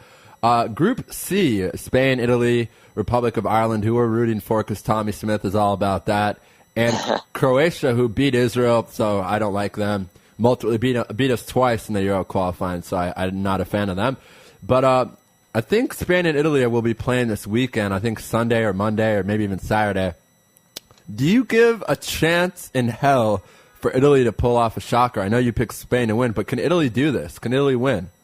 I don't think Italy's beating Spain. They can. I mean, you look up and down that roster, there's quality, but I don't think Italy's beating Spain. Can they get out of that group? Sure. There's a lot going on in Italy right now, though, with this match-fixing scandal. A couple of players on the Italian national team implicated in that scandal. Right. It's not going to be easy for them. It's not just a matter of showing up and playing. They're showing up and playing with all of this hanging over their heads. It's not to say that, the last time this happened in Italy, they went and won the World Cup. So it's one of those things where you would think that it would be a distraction that would completely hold them back, but at the same time, they've already shown that they can, get past it with a completely different team, with a completely different group of veterans. I don't think they're beating Spain, though. Croatia, now that Olic is out on their front line, right, they all of a sudden look like they're not as strong as they once were. And then Ireland, I don't think anybody's giving them much of a chance, but that said, that's a chance for them to thrive. I mean, no one's taking them seriously in this group, right. So why can't they spring a couple surprises? At the end, I think Spain and Italy will get through. And, I probably agree with that, but I think Tommy said this on our show. A lot of people, right now they're ranked 18th in the FIFA World Rankings. I know rankings aren't really something that people respect or people really talk about, but still, that's impressive, number 18 in the world. To not give them the respect for that's, I don't know, that's not really nice, but we'll see what happens with them. And now my favorite group to talk about, and the group that we've talked about the most on the show the last 3 weeks, Group D, Ukraine, Sweden, France, and England. Let's start off with England. Wow. I mean, when was the last time you saw someone break their jaw in a soccer match? I don't think I've ever seen that before. And, of course, Cahill's out now for the Euro. So many injuries. Hudson only getting hired a month ago. Harry being speculated for 5 months. So, I don't know. What should we expect from this English team? For the first time in a while, I don't know. I mean, they can lose all 3 matches, or they could win all 3 matches. What do you think is going to happen? I personally think England is just an absolute train wreck. I mean, I don't think that they have a shot in hell to get out of their group, to be completely honest. I mean, Rooney's suspended for the first 2 games of the tournament. They've got their midfield has been depleted with injuries to Gareth Barry and, now the Cahill injury. And like you said, there's just been so much working against them in the build-up that it wouldn't make any sense for them to be able to just all of a sudden pull together and get through. I just don't see it happening. They get so much press just because they're England, but at the end of the day, if this was any other country going through so many injuries, so much turmoil, the John Terry, Rio Ferdinand business. Oh man, we'll get to that. We'll get to that, Ozzy. We're going to get to that. It just doesn't add up. I don't see it happening. I think France will run away with that group, and then the second spot I think is belong to Sweden. Yeah, I like that call a lot. We just got some news. We're looking in our media room right now. It appears Jermaine Defoe just announced this morning, I think, or maybe it was last night, that he will also miss some time because his father just passed away. So now, that being said, looking at the top up front right now, we got Andy Carroll and Danny Welbeck. And I've never been an Andy Carroll fan. That's just me, but Danny Welbeck's very young, 21 years old.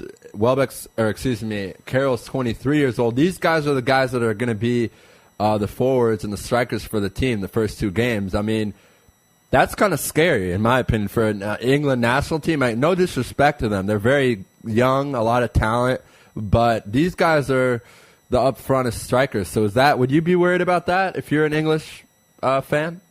Yeah, absolutely. Okay, good. Absolutely. It's that's what I'm trying to say. It's everyone looks at England and says, "Oh, they're England. They're going through." But no, that's not. Even if Defoe were there, I mean, he's such a streaky player Very streaky, that right. can be so prolific, but he can also make some prolific misses. Your heart goes out to him for him losing his father. Right. Any time, especially at a time like this. And condolences to him and his family, but. I guess it's unclear how much time he's going to have to miss. The FA said that they're not going to be replacing him on the roster, but like you said, if he's not back in time for their opening game against France, then it's Welbeck and Carroll, and I don't think the French will really have a problem with that. I will say this: I think Welbeck is an incredible talent that's on the rise, and he's capable of doing some things in this tournament, but. It might just be a bit soon for him, and it's a lot of pressure. If he was playing off of a player like Rooney, that's one thing, but I don't see it happening. Absolutely, and I mean, the last time this British team has won the World Cup, it's a scary thing to say, 1966. Yeah. I mean, and the last time they made it past quarterfinals, round of 16 was 1990, fourth place under Robson. But going back, it's also scary. I mean, I don't think Peter Crouch is on the team. I don't think he made the cut for the 23. But how scary would it be if Peter Crouch was your guy as your striker? Peter Crouch he's 31, and I mean, I love how he's tall, and I love what he's been able to do in the past. But, I mean, imagine Peter Crouch being up front for the national team this year. Yeah, I'd rather not. That's a frightening. Yeah. It's a frightening thought to pin your hopes on that, and England has a lot of issues on their roster, their depth. There's some good young talent coming up through their pipeline, and I'm not saying that they're the worst team in this tournament, but in a group that features Sweden and Ukraine and France, for them not to be a shoo-in top two finisher says all you really need to know about where they stand right now. Right, and we're going to end with this because we're Israel Sports Radio. And we love some controversy. We're Jews. I know you're Jewish. I know you spent a year abroad here. I was looking at your page, your LinkedIn profile. So we got to talk about this whole Ferdinand, Terry, Hodgson, Ferdinand's agent. I mean, this is becoming a soap opera, and it's been very amusing for me to read. I don't support racism. We live in Israel. I'm not about that, but I think that it's the most ridiculous thing that Ferdinand was not called up to this team, and the call to football matter is absolutely ridiculous when he's the centerpiece of a Man U defense. Please tell me you agree with me. Yeah, I mean, look, if football reasons is what's being used, then you take Ferdinand over Terry. I don't think it's close. Terry, I mean, he's not, he's lost a step. He's not as what he once was, but the whole thing just boggles my mind. And he's got some deal with the devil. I mean, look, he continues to get away with so much, and here he is lifting a Champions League trophy in a game he didn't play, and then now he's the one that ends up going to Euro, even though he was the one stripped of the captaincy and is the whole reason that they went through turmoil and finding a new coach in the months leading up to this tournament. And now here he is, and he's going to be the centerpiece of that defense. I don't get it, but then again, I'm not British. I'm not inside. I'm not in the FA. So they have their reasons, and it is what it is. But I don't really see that working out in their favor all that much. And speaking of the FA, I read an article last night that was saying that, of course, England's press conference is going to be, I think, in the next over the week, very soon, and. No one really cares about this team right now. Everyone just is going to want to ask immediately about this whole Terry thing, and that's kind of sad because you kind of have to feel bad for the players because they want people to ask about the team. But this is something that's going to haunt them, especially if they do poorly, and especially if Terry plays poorly. I mean, if Terry plays poorly, knowing a lot of Brits, they're going to go nuts. This is something that they'll still talk about in 2 years, about how Hodgson was such an idiot for making that decision. And of course we're in Israel, so we have a lot of Spurs fans who really wanted Harry to have, well, I guess they wanted Harry to have the position because they love England, but they didn't want him to leave the Spurs. So we'll see what happens there. Avi, it's been great having you on. We'd love to have you on again, maybe throughout the Euro, talk some Euro while it's going on. How does that sound? Yeah, that sounds great. I appreciate the time today. Thank you. All right, Avi, have a good day. Thank you for joining us. Cheers. All right, Avi Creditor, who is a soccer journalist, writes for a lot of publications, done Sports Illustrated, a lot of great stuff. We're very honored to have him. We're going to take about a 2-minute commercial. On the other line, who do we have? Henry Lawrence. And who is Henry Lawrence, for our listeners who don't know? He used to play for the Oakland and Los Angeles Raiders. He won 2 Super Bowls, made a few Pro Bowls, a great offensive lineman. And a singer. We'll get to that with him. He is a singer and records music, so that's very exciting stuff there. We'll be back. You're tuned in to the only all-sports talk network in the Middle East, IsraelSportsRadio.com. Body and Soul Gym in the heart of Talpiot. Great machines, excellent staff, and wonderful classes such as Pilates, yoga, and kickboxing. Give them a call at 02-678-8861. Once again, that's 02-678-8861. www.body-soul.co.il. Once again, that's www.body-soul.co.il. That's Body and Soul in the heart of Talpiot, which is great for your body and your soul. You're already using a credit card every day. Why not feel good every time you make a purchase? When using the HAS Advantage Support Israel Visa card, a percentage of each purchase you make will be donated to your choice of 24 Israeli-based charities, while still earning a reward point for every dollar spent. But wait, these rewards are even better than the standard rewards you get, especially when using them towards Israel travel, with the best conversion rate on El Al's Matmeed Frequent Flyer program. Earn double points at some of your favorite supermarkets and restaurants in the U.S., as well as discounts all over Israel. If you love traveling and supporting Israel, HAS Advantage is the card for you. Just give us a call toll-free at 1-866-6-ISRAEL. Sign up right now with the code ISR10 to earn 2,500 bonus points. That's 1-866-647-7235. HAS Advantage. Earn rewards. Support Israel. Offer valid for U.S. citizens only. Terms and conditions do apply. When dialing from within Israel, please dial 1-800-200-818. All right, we're back on Louis Live. Ari Louis is not in the house today. We're joined by Moshe and Rafi. We have about 45 minutes left on the show.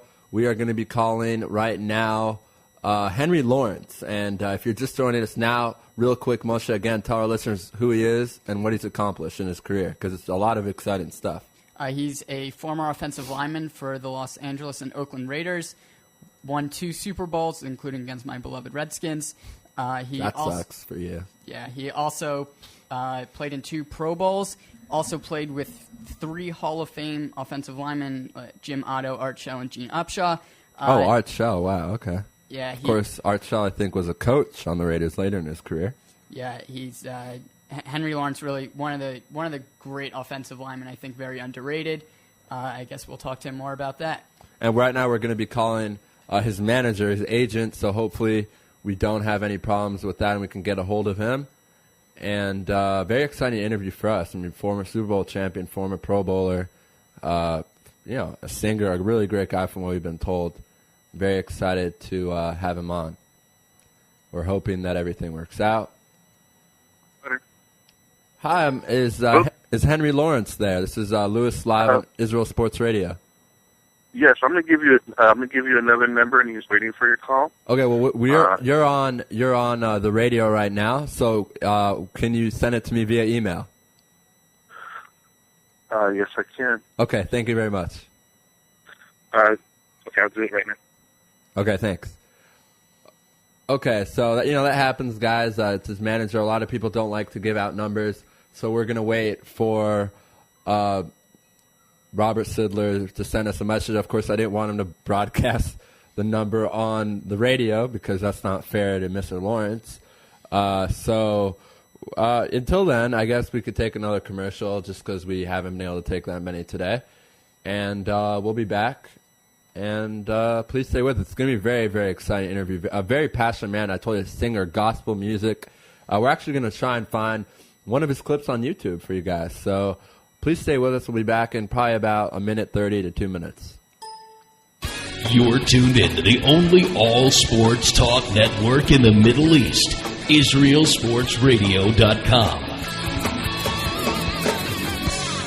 Body and Soul Gym in the heart of Talpiot. Great machines, excellent staff, and wonderful classes such as Pilates, yoga, and kickboxing. Give them a call at 02-678-8861. Once again, that's 02-678-8861. www.body-soul.co.il. Once again, that's www.body-soul.co.il. That's Body and Soul in the heart of Talpiot, which is great for your body and your soul.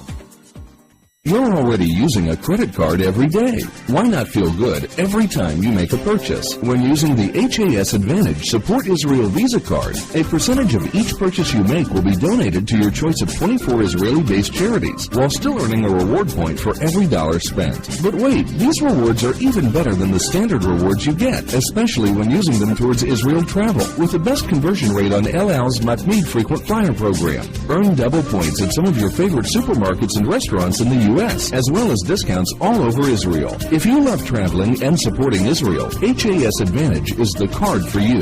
Just give us a call toll-free at 1-866-6-ISRAEL. Sign up right now with the code ISR10 to earn 2,500 bonus points. That's 1-866-647-7235. HAS Advantage. Earn rewards. Support Israel. Offer valid for U.S. citizens only. Terms and conditions do apply. When dialing from within Israel, please dial 1-800-200-818. Israel Sports Dynamics specializes in football consulting, equipment, uniforms, and more. Great brands such as Nike, Russell Athletics, Shutt Sports Products, and many more. Just one call away. With over 30 years coaching experience with university and professional athletes, Harry Hill, owner of ISD, can advise you for all your sports needs. Call 054-581-3248. That's 054-581-3248, or visit our website at www.isdisrael.com. If that's not easy enough, click on the ISD banner on the Israel Sports Radio website and be part of the game. Are you tired of paying for expensive gym memberships that you don't use? Are you frustrated by not seeing results? It's time for the X1.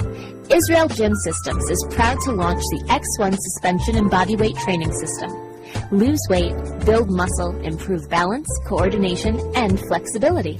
With your purchase of the X1, you'll receive a free membership to IsraelGym.com and access to our archives of videos and exercise plans.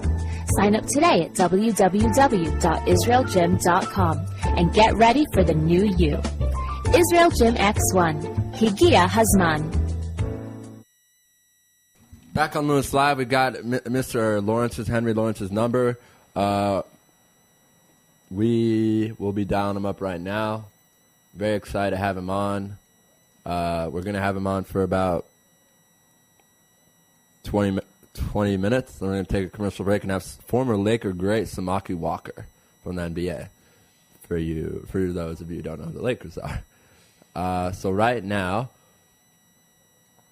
like I said, we are going to dial up Henry Lawrence, who is a former Pro Bowl or former Super Bowl champion, singer, motivational speaker, everything. This is very exciting for us, and we're dialing him up.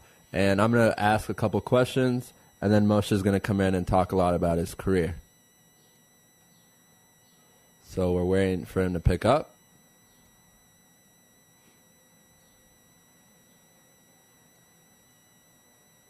Hello. Hi, am I speaking with Henry Lawrence? This is he. Henry Lawrence, we're very excited to have you on Louis Live on Israel Sports Radio. How are you doing? I'm good. How are you doing? We are doing great. It's a beautiful day here in Israel, or I guess it's almost nighttime here. We want to thank you so much for joining us. We know you're busy, and thank you again. Thanks for having me on. Absolutely. And I want to start off and talk. We were telling our listeners all, former Pro Bowl or former Super Bowl champion, but I want to even fast forward everything to when your career ended. And this is a question I love to ask all our former professional athletes that have been on. What was it like when you played your last game as a Raider? What was it like to step off the field and know, I'm not going to be playing this game anymore. I have to move on to a new chapter in my life? Well, to be quite honest,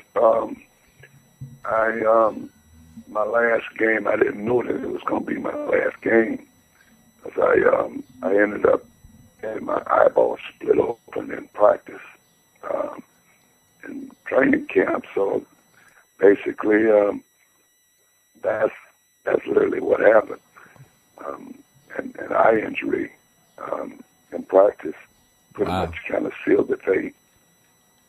Wow. Okay. Wow. We did not know that. That sounds very. I'd never heard something like that in football. We're very sorry to hear that. I wanted to ask you though. Throughout all your years as an NFL player, with everything going on right now, with all the more examinations into concussions, you're of course a lineman, so you got hit a lot. I wanted to ask you, what is your thoughts on everyone talking about all the concussions and how all these people have maybe killed themselves because of it and all that kind of stuff? It'd be very interesting, I think, for our listeners to get a perspective from a guy who got hit every day in practice, every game, what your thoughts are on the whole concussion topic going around in the world of sports right now. Well, I have my concerns about it, and it would, quite naturally I would have concerns about it because of a lot of guys that played during my era, and actually one of my teammates that I played with had, questionable in terms of what was the effect or cause of his. So I have my concerns about it because as a lineman, literally, you're basically making contact every play that you're on the field. Different from, say, the quarterback, run wide receiver where you're not involved directly in the play. But every play you're making contact, and most times, quite often, it's with the head. Right. So I want to ask you a little bit more about what's going on with what happened with Mr. Seau, Junior Seau. Is very, very sad. Do you think that there was too much pressure on him after his career? What do you think happened there? Or do you just think that it's his personal business and the media should get out of it? That's kind of what I think, but I'm curious to hear what you think. Well, I can't make a professional of what caused it. Why I think that nowadays, with the athletes, they have a lot less things that they would be burdened with because they're making a substantial amount of money. And when they come out of the NFL, they basically should be pretty much set. They do nothing but just put it in the bank and an annuity. I mean, they're set, but we're getting more guys that are coming out that are filing bankruptcies and all kinds of things that are occurring. But I can't begin to assess Junior's situation in terms of why he would go to that length. I know that, over the years, I've gone through some depression stages where I just didn't want to do anything. I didn't care. But I don't know what the extent of what he was going through. Interesting. And, it's such a sad thing because such a class act guy was really kind of one of the most important people in sports, not just as an athlete, but just as a person. People had so much respect for him. We've had a lot of great guests on from San Diego who said that they knew people who cried when they heard the news. So it's very sad about that. But now, Henry, you're a former Pro Bowl, former Super Bowl champion. So my co-host wants to kind of talk about your playing years and all the great stuff that happened with that. And then I want to let our listeners know, for anyone who is going to continue and stay with us for the interview, as we hope you do, we are going to be playing a clip of Mr. Lawrence singing. And we're going to talk a little about your singing career because that's also very exciting. But let's first get to your playing career. And here's my co-host. Hey, you played with some incredible offensive linemen, including Jim Otto, Art Shell, Gene Upshaw.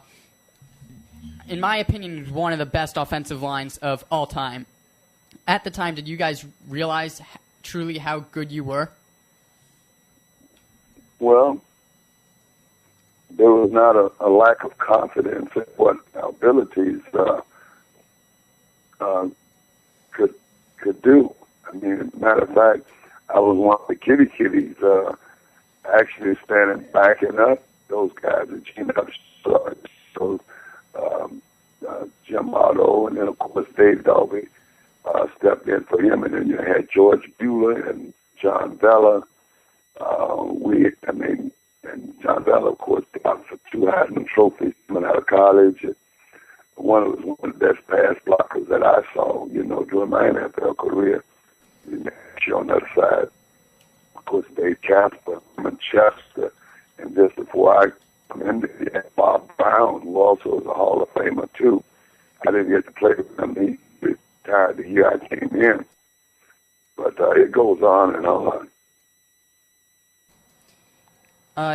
Also, it's been said that you guys really revolutionized the positions along the offensive line. Before you guys came along, there weren't the big bodies that you see nowadays. But when you guys came in, a bunch of 300-pound guys were absolutely clobbering the defensive linemen and really, I think, revolutionized the game of football completely.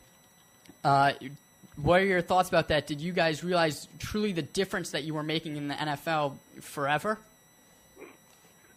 Well, I think that Al Davis had quite a bit of foresight in terms of what was needed. But then you had a couple other teams also. You had the Washington Redskins who came along during that time, a little bit later after they had 300-pounders also. And then the Rams had some big guys. But the rest of the teams, they had the weight limit. They had the guys that had to come in 270, 275 or whatever. And with the Raiders, there was, guys came in, the guys were pretty big fellas. But the main concern was, can you play? And if you could play, they didn't hassle you about the weight. Right. And you mentioned Al Davis. What was it like playing for a guy like Al Davis, one of the most charismatic, interesting guys in sports? Well, during that time, every guy, I'd say probably at least 80, 90% of the guys in the league wanted to get to Oakland and play for Al Davis because he was known for being, somewhat of a, I don't know what you call it, a different kind of a owner. And he didn't put a whole lot of shackles on. You got to do so. His only concern was that you can play. Right, I guess that's what really matters at the end of the day. In Super Bowl 18, that was, for me personally, I don't like reading about that game. I'm a huge Redskins fan, very depressing, but... Get over it. It's difficult. I wish we had that number 4, What was it like in that game? Marcus Allen had one of the best, up until a few years ago, the best running game in a Super Bowl, running behind you guys. Also, the Redskins were favored over you guys. What was that Super Bowl like, especially with history in the making with Marcus Allen? It was intensity in the air going in, and he's just slapping the city of Tampa adopted their team. Of course, Tampa was an NFC haven there, but then we went out, and there were a couple of instances where we were in the same basic environment with the Redskin guys. And some of the guys were so snooty; they had their nose up in there, like, "Yeah, we got it," like that, So we were inspired. Also, there was an incentive. Hey, we know what had happened during the season. We lost to the Redskins. I think it was by 2 points, but also in the same token, we had 7 turnovers in that game. And we were very, very confident that we would not go in that game, make the turnovers that occurred in that game during the season. Same as what happened with the Philadelphia Eagles. Right. Mr. Lawrence, would you be able to speak up a little bit? We're having a little bit of difficulty here hearing you. Okay. Going back to the game and Marcus Allen, the play of that game was his 70-plus yards for the touchdown. what people don't realize about that play, I think, is it started off to the left and then circled back around to the right, and that's really when he made his break. That play was made on your side of the line, keeping on pushing the defensive line up and over. Is that something that you guys worked on practice, maybe cutbacks of that nature to that extreme? Because that was really something. No, we just did our basic standing on that play, and it was a 17 Bob Trey-O, and that's when the back goes in, Marcus gets the ball going in. But what occurs on that is we do a seal from the backside. I do a flow from the backside to keep that side from cutting them off. And at the same time, when Marcus come, he did his flow going that way. The flow's going that way. And then what he did was made his cut, and that was just the kind of back that Marcus was. You just never know what he would do on the field. And that's basically what occurred. He made a cut back, and I was doing my flow to seal the backside. And then sealing the backside, and ended up turning into a very opportune blocking lane for Marcus to come through. Right, and you're back right now with Raphael, Mr. Lawrence, and I wanted to ask you, it's very fascinating for me to talk to a former player with all the issues going on. You obviously had a spectacular and amazing career, but everything going on right now with the bounties, what are your thoughts on that? I mean, don't you see that as disgraceful, or what Coach Greg Williams said in the locker room and how he went a little overboard? I love hearing the perspective of former players who can sometimes speak more open-minded because they don't have to worry about getting fined or other things like that. So we'd really love to hear what you have to say about all the bounty scandal in New Orleans right now. Well, all I can speak on is basically what I've been reading. I think that it's pretty disturbing if that occurred in the way that occurred, because, I mean, in playing the game of football, your job anyway is to play hard and to try to make the best tackle, make the best hit. But to add on to that bounty, I really can't conceive it in that manner. But the way it occurred, and they've got facts that it does, and it's inexcusable that one would do that, because you're out there playing the game to make the best tackle, best hit, best block anyway, the best catch. So all of that, sometimes what happens is guys sometimes become disabled because of a certain hit or whatever. But I couldn't conceive it, but it did occur, I guess. All right, now, Mr. Lawrence, we are very, very proud to say that we are now going to play, if you don't mind, about a minute clip. I know it's a long time, but we really want people to hear your singing of your song "Wake Up Everybody." That was, I believe, performed in 1991 at a hospital. So is that okay if we play that for our listeners?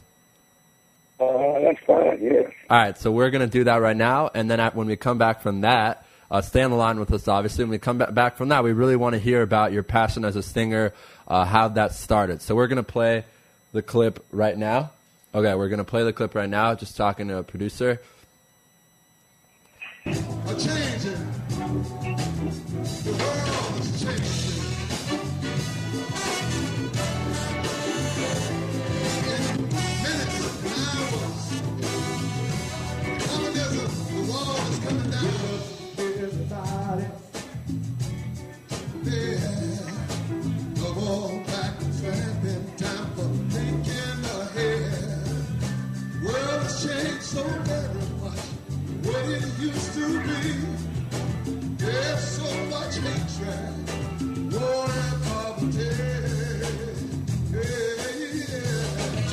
Bring up all the teachers, time to teach us the way. So that was amazing, Mr. Lawrence. I want to ask you, how does a player go from being, of course, that was Henry Lawrence's song "Wake Up Everybody" that he sang in 1991. How does a player go from being, an NFL player, a guy with so much tenacity and having to hit people and being an offensive lineman, singing such pure and magical music, because that was really amazing to hear you sing. I want to hear more about that. It's very interesting to us.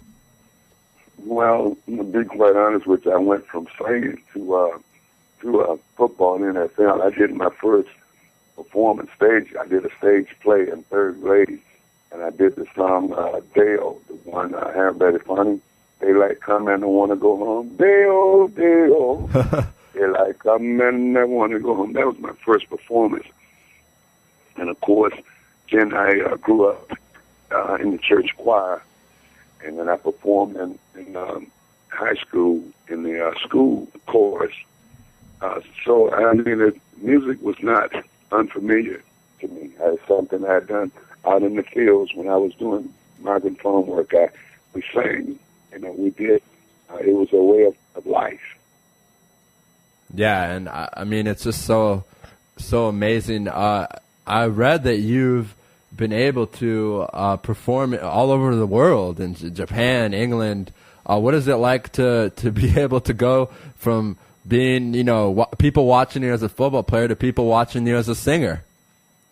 Well, I tell you, it's phenomenal. And to be quite honest with you, our audience, we have great audience here in the U.S., but I tell you, the intensity that they watch and that they get into you performing in the other parts of the world, Japan, China, Malaysia, in Europe, down Dominican Republic. I mean, it's phenomenal. It really is. They really get into the music, and I'm a passionate kind of a performer, so they pick up on that too. I did Jada Blues in France, and it was like a whole totally different experience.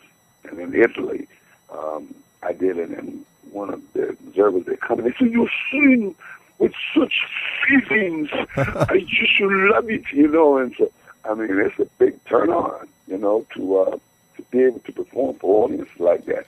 And we have great audience in the U.S. also. Right, and I mean, I'm sure our listeners really enjoyed that clip. So if any of our listeners wanted to listen to more of your music or buy your music or find a way to hear more of your singing, because how would they go about to do that? How would they find you?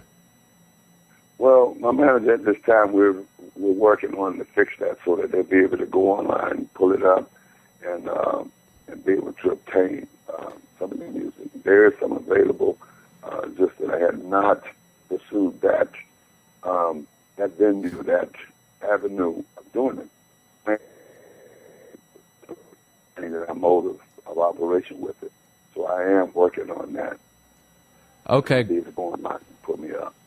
Okay, great. Well, we'll be looking forward to that. And we want to end the interview with this, Mr. Lawrence. You also started, of course, we talked football, we talked music, we talked everything, but now we want to talk about what you do to help the community, and you have a foundation called the Henry Lawrence Youth Foundation. So I'd love for you to tell us a little bit more about that and what the goal of it is and what you're involved, how you're involved in it. Basically, because God blessed me with the opportunity to be able to reach out, reach up, and reach back. And in that process, I do have an opportunity that I get that I see where I can encourage a kid, a youth, to move forward, to forge ahead. I take that opportunity, join up with other charities. I work with the Manny Children Health Services, which is called Manny Teacher Health Services. I've worked with the Children's Hospital. We did a thing with the Shriners. I've done, St. Jude. I've done, it's a blessing for me. I've been blessed to be able to do so. And I also get an opportunity with the NFL Gospel Choir. We do concerts for every Super Bowl, but we also have extended out and we're doing others. We just come from New York with Play USA, where President Clinton was speaking. So we have an opportunity to help spread the gospel also, and I think that is very, very important, so that young people, the kids, can see that, NFL sports guys and other sports guys also they believe in God. They know that higher power, is what it's all about. So great to make that platform available so kids can see it. They don't just hear about it, they can see it.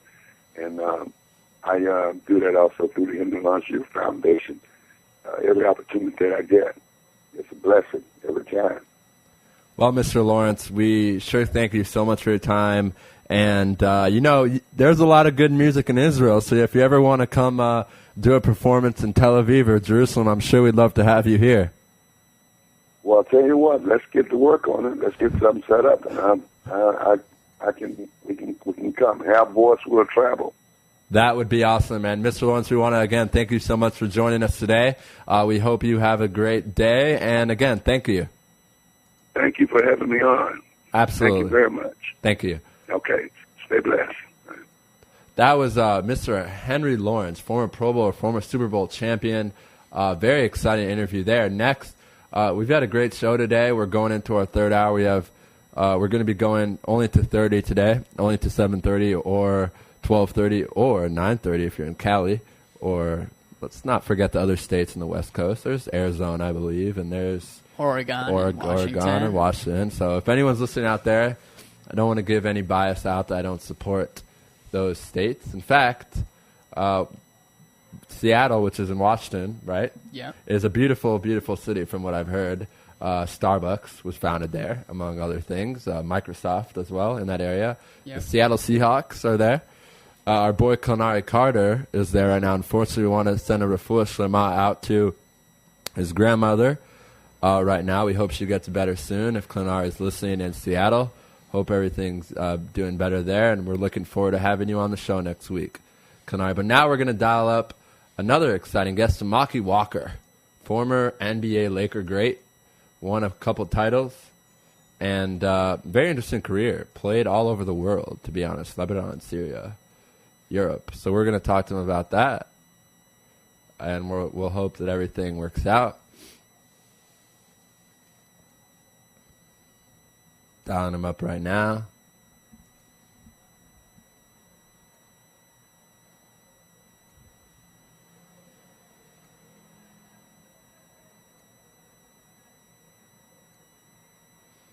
Forwarded to. All right, so we're not getting a hold of Mr. Walker, so we're going to take a commercial break, and we'll be back in about 5 minutes. Try and get in touch with Walker, with Samari Walker. If we don't get in touch with him today, we will. We'll have him on next week. No worries. This happens a lot. If you listen to our show, you see a lot of these athletes. They forget. They don't pick up. But we'll go to commercial and hopefully get him back. So stay with us on Louis Live on IsraelSportsRadio.com. And check out the store, by the way, which is on our website. A lot of great stuff. Kippas, tzitzit, I think, menorahs, T-shirts, pants. Body and Soul Gym in the heart of Talpiot. Great machines, excellent staff, and wonderful classes such as Pilates, yoga, and kickboxing. Give them a call at 02-678-8861. Once again, that's 02-678-8861. www.body-soul.co.il. Once again, that's www.body-soul.co.il. That's Body and Soul in the heart of Talpiot, which is great for your body and your soul. You're already using a credit card every day. Why not feel good every time you make a purchase? When using the HAS Advantage Support Israel Visa card, a percentage of each purchase you make will be donated to your choice of 24 Israeli-based charities, while still earning a reward point for every dollar spent. But wait, these rewards are even better than the standard rewards you get, especially when using them towards Israel travel, with the best conversion rate on El Al's Matmeed Frequent Flyer program. Earn double points at some of your favorite supermarkets and restaurants in the U.S., as well as discounts all over Israel. If you love traveling and supporting Israel, HAS Advantage is the card for you. Just give us a call toll-free at 1-866-6-ISRAEL. Sign up right now with the code ISR10 to earn 2,500 bonus points. That's 1-866-647-7235. HAS Advantage. Earn rewards. Support Israel. Offer valid for U.S. citizens only. Terms and conditions do apply. When dialing from within Israel, please dial 1-800-200-818. Israel Sports Dynamics specializes in football consulting, equipment, uniforms, and more. Great brands such as Nike, Russell Athletics, Shutt Sports Products, and many more. Just one call away. With over 30 years coaching experience with university and professional athletes, Terry Hill, owner of ISD, can advise you for all your sports needs. Call 054-581-3248. That's 054-581-3248, or visit our website at www.isdisrael.com. If that's not easy enough, click on the ISD banner on the Israel Sports Radio website and be part of the game. Are you tired of paying for expensive gym memberships that you don't use? Are you frustrated by not seeing results? It's time for the X1. Israel Gym Systems is proud to launch the X1 suspension and bodyweight training system. Lose weight, build muscle, improve balance, coordination, and flexibility. With your purchase of the X1, you'll receive a free membership to IsraelGym.com and access to our archives of videos and exercise plans. Sign up today at www.israelgym.com and get ready for the new you. Israel Gym X1. Higia Hazman. DJ Venom, DJ Venom, DJ Venom, DJing parties throughout Israel, birthday parties, weddings, club events, bar mitzvahs, bat mitzvahs, and much more. You pick the type of music and DJ Venom will turn your event into the party of the year. Available Sunday through Thursday. Call 052-952-6506 or email djvenom1984@yahoo.com. That's 052-952-6506 or email djvenom1984@yahoo.com. Book your party today. That's DJ Venom. Broadcasting live from Israel. IsraelSportsRadio.com. Back on Louis Live, 7:07 local time, 12:07 Eastern time. We have not been able to get in touch with Mr. Walker, Samaki Walker, former Laker.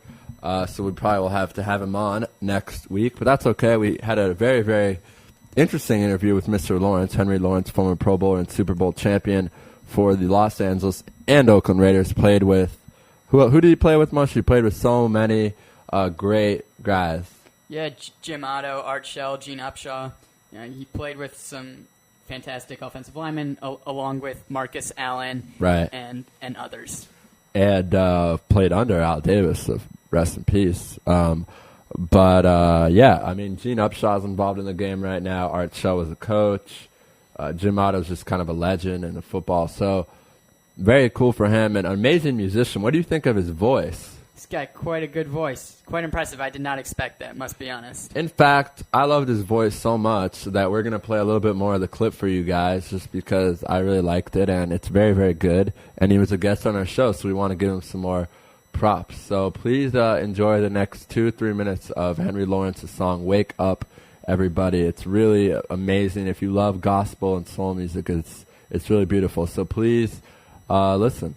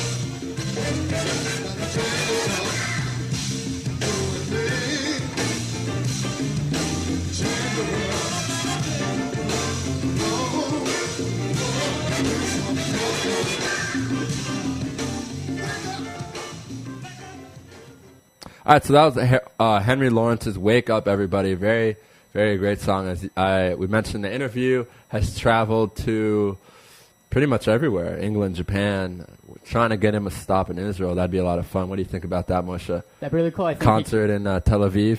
I could see that going down very well. I think that'd be really cool. And hopefully we'd have some. You'd hope that Mr. Lawrence would hook us up. And the reason I've been calling him Mr. Lawrence is we like to respect people. I don't want to say who are older because I know that could cause a lot of controversy, but a guy who's very well respected among all his peers, and a guy who's in so many different Hall of Fames, not the Football Hall of Fame, but so if anyone out there is wondering why I always call him why I call him Mr., because I usually don't call anyone Mr. It's just a show of respect for me. I'm not disrespect to anyone else, and I kind of just go with the flow here on Louis Live, and I just felt like saying Mr. And I think Moshe said Mr. a couple times too. So yeah, I mean, how can you not to somebody of that stature who done so many great things through his career? And his foundation's amazing, his singing's amazing. Anyway, we're very excited to have an Israeli guest on, or actually he's American, but he lives in Israel. Scout from Maccabi Rishon LeZion, which had a very good year this year. He was the scout. We're still not sure what's going to happen with him right now, but we won't talk about that. We're very happy to have AJ Mitnick on, and we're going to dial him up, and we're going to talk to him about what it's like to be a scout, what he did for the team this year, and then we're going to talk to him NBA draft, and then we're going to end the show in about 13 minutes. So please stay with us, and we'll try and get Samaki on again at some other time.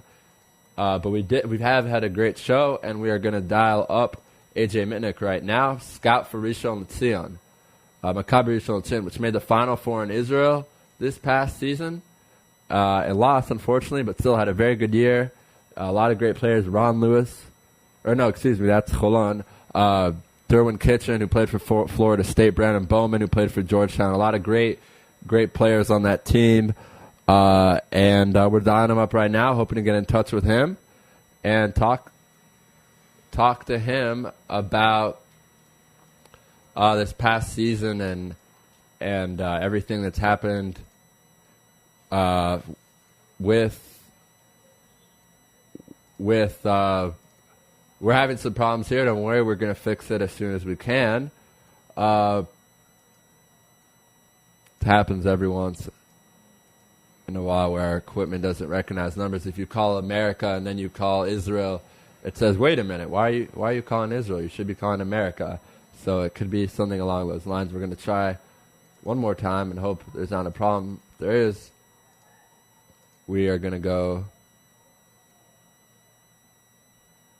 to commercial. We're going to go to a quick commercial, and then we'll be right back. I'm sure we'll figure this out by then, because we have our techie guy Moshe here who will help us do it.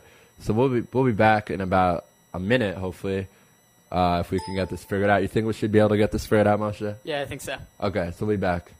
You're tuned in to the only all-sports talk network in the Middle East, IsraelSportsRadio.com. Body and Soul Gym in the heart of Talpiot. Great machines, excellent staff, and wonderful classes such as Pilates, yoga, and kickboxing. Give them a call at 02-678-8861. Once again, that's 02-678-8861. www.body-soul.co.il. Once again, that's www.body-soul.co.il. That's Body and Soul in the heart of Talpiot, which is great for your body and your soul.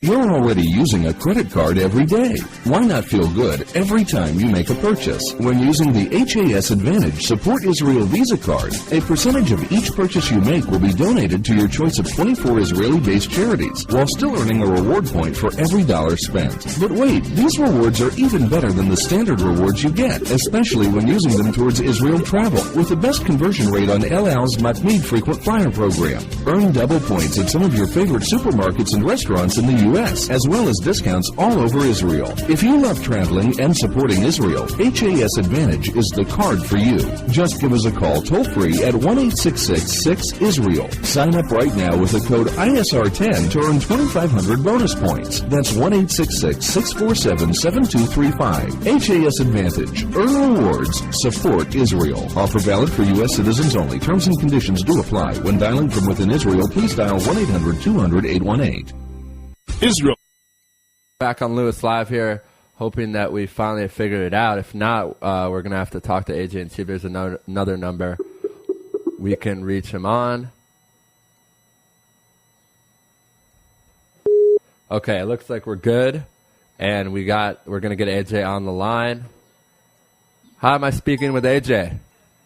Yes, sir. How's it going today? Good, AJ. I was just telling our listeners you were a scout for Rishon last year, so we want to start and talk about that. I was mentioning some of the American players that played Derwin Kitchen from Florida State, Brandon Bowman from Georgetown. So I wanted to, what was your role in the team this past year? What did you do as a scout? And I was hoping you could tell our listeners a little bit more about that. Okay, so this past year, I was mostly assisting the coaching staff on coming up with game plans for upcoming games, which was actually very exciting because, as you mentioned before, we had a very successful year, so I got the opportunity to be hands-on preparing for the Final Four of the Cup and the Final Four of the League, which was an excellent experience, especially working with experienced coaches like Effie Birnbaum and Matan Charush. I got an opportunity to see a lot of different game from a lot of different angles, to learn a lot how to analyze the game a lot better over the course of the year. But my main responsibility was to make scouting reports, both video and written scouting reports on different players' tendencies.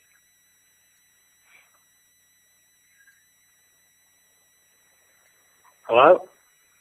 Successful year for Maccabi Rishon LeZion, especially since Joe Crawford went out with that injury right before you guys made the playoffs. Of course, Joe Crawford, the Kentucky great. So I want to talk to you kind of about what's been going on in Israel with basketball, with a 7 seed Maccabi Ashdod making all the way to the finals. Do you think, as a guy who's very involved in the basketball league here, do you think that teams that are, the 6, 7, 8, 9 seeds are starting to get more talent and be able to compete against the better teams, or 1 through 3?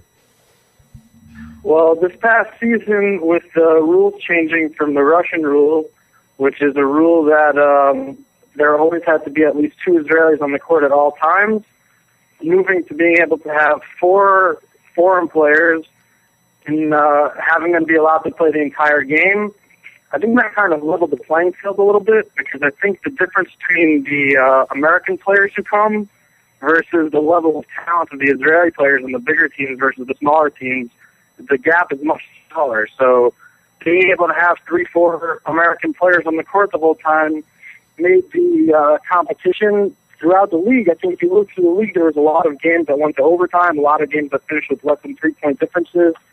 I think those rules are really good for the competition level of the game and for the level of competitiveness in the fourth quarter, like just in terms of games being closer games. On the flip side, I think that a lot of Israeli players got a lot less opportunities this year, and I think on Monday they're meeting to kind of see the way to balance of the benefit of whether they should keep the rules or go back to the Russian rule. Right, and that what you mentioned, that rule is changing the whole game. I remember watching some games this year, especially a team, Bnei Sharon Herzliya, had 4 Americans on the court at once. That was really interesting stuff. We have about 9 minutes left, then we're going to move on to Samaki Walker. We hope you just got in touch with him. I wanted to ask you, as you said, you're a scout. You help come up with game plans. You help kind of find players for the team that come from America. So I want to look at this draft that's coming up June 28th in Madison Square Garden in New York. A lot of interesting players. I want to focus on the lottery, and maybe if we have time, look at other players and examine them. But let's start off with Anthony Davis, who I think we can all say will be going to the Hornets. Do you think he's going to be the impact on the offensive side of the court? Do you expect him to contribute immediately as an offensive-type player to the Hornets next season?